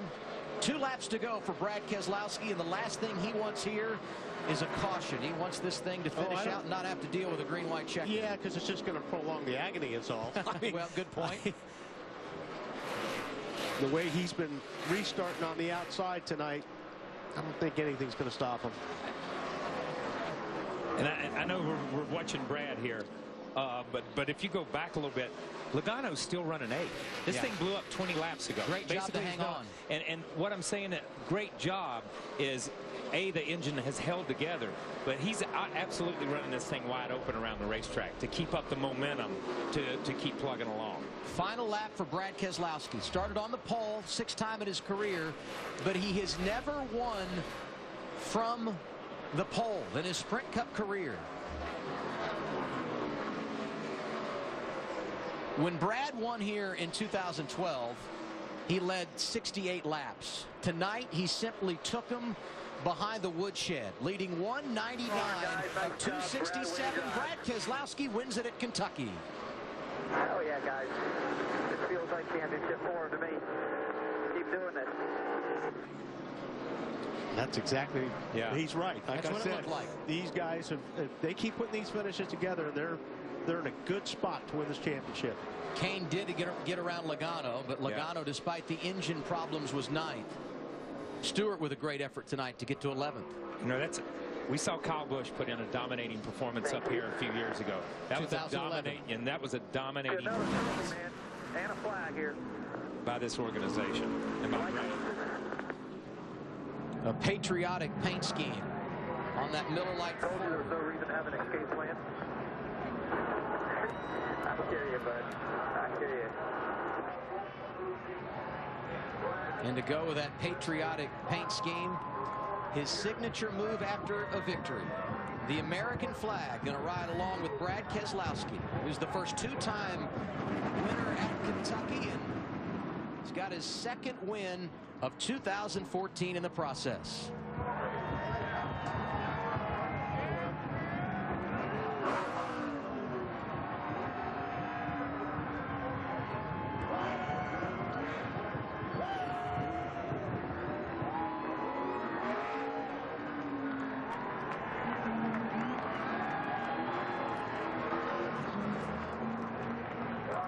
got to be happy about it, Matt.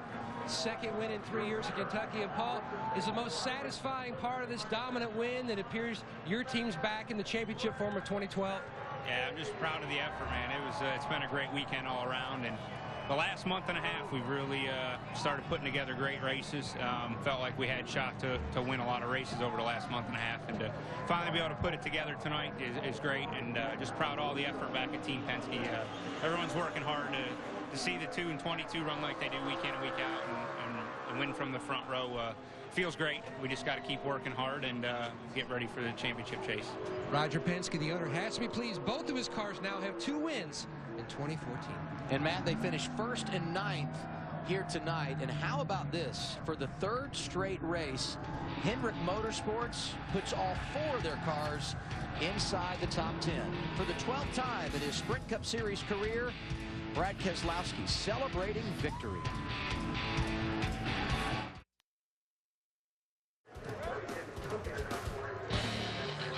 It's all over at Kentucky. Brad Keselowski dominating tonight, leading 199 of the 267 laps. He's got his 2nd win of the year, both of them coming at mile-and-a-half tracks. And you heard him say, after he got the checkered flag, we feel like we're in championship form.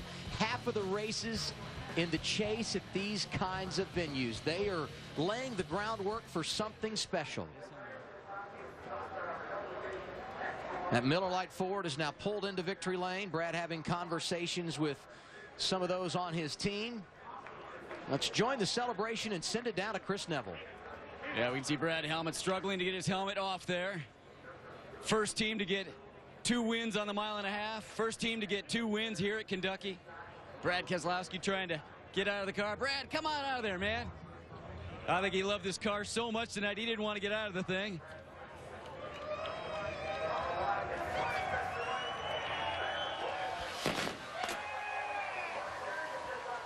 Oh, and the Miller Lite is just flying down here. Brad, what a night. Just dominant all night long. You led the most laps, but then on that final restart, you had to restart 6. You lost a couple positions because of the caution. You lost more on pit lane. Were you nervous at all with the track position? Oh, yeah, Chris. You know, it was kind of one of those races where the whole race, you just know you got a really fast car. And my Miller Lite Ford Fusion was all in the mail.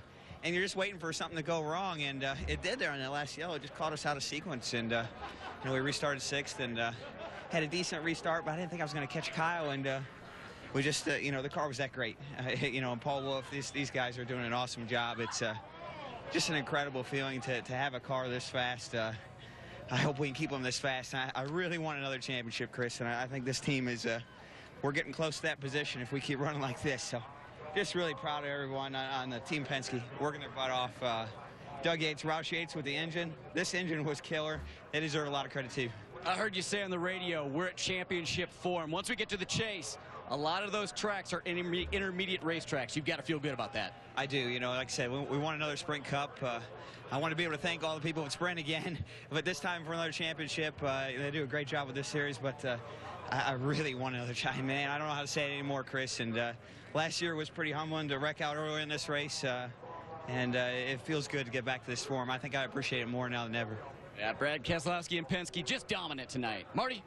Well, Chris, how about the run for Kyle Busch from 18th to 2nd? And did you think you had stretched out the lead far enough on Keselowski to maybe hold on to it and get this win? Well, I thought I did. You know, I got out there. Obviously, clean air, you got to take advantage of it as much as you can. So I tried to hustle as much as I could there early to get a big lead. And once we got to traffic, I knew I'd back up a little bit, you know. But, man, that was the loosest I was the whole race, and the loosest I was there at the end, especially in traffic, too. I just was trying to hang on to it as best I could, not wreck. I about did probably 10 times in that last run, but guys made some great adjustments. I can't say enough about the brains of the operation, Dave Rogers and all the guys last night, this morning, trying to figure out some good changes, and they did that. And then all the guys here that move all the wrenches and put it all together. So M&M's guys here, they did a great job for me this weekend. A long shot from where we've been this weekend, let alone this year. So most competitive we've been, and you know, we'll see how we can keep that speed going on here with weeks throughout. Gibbs car 2nd and 4th, Matt.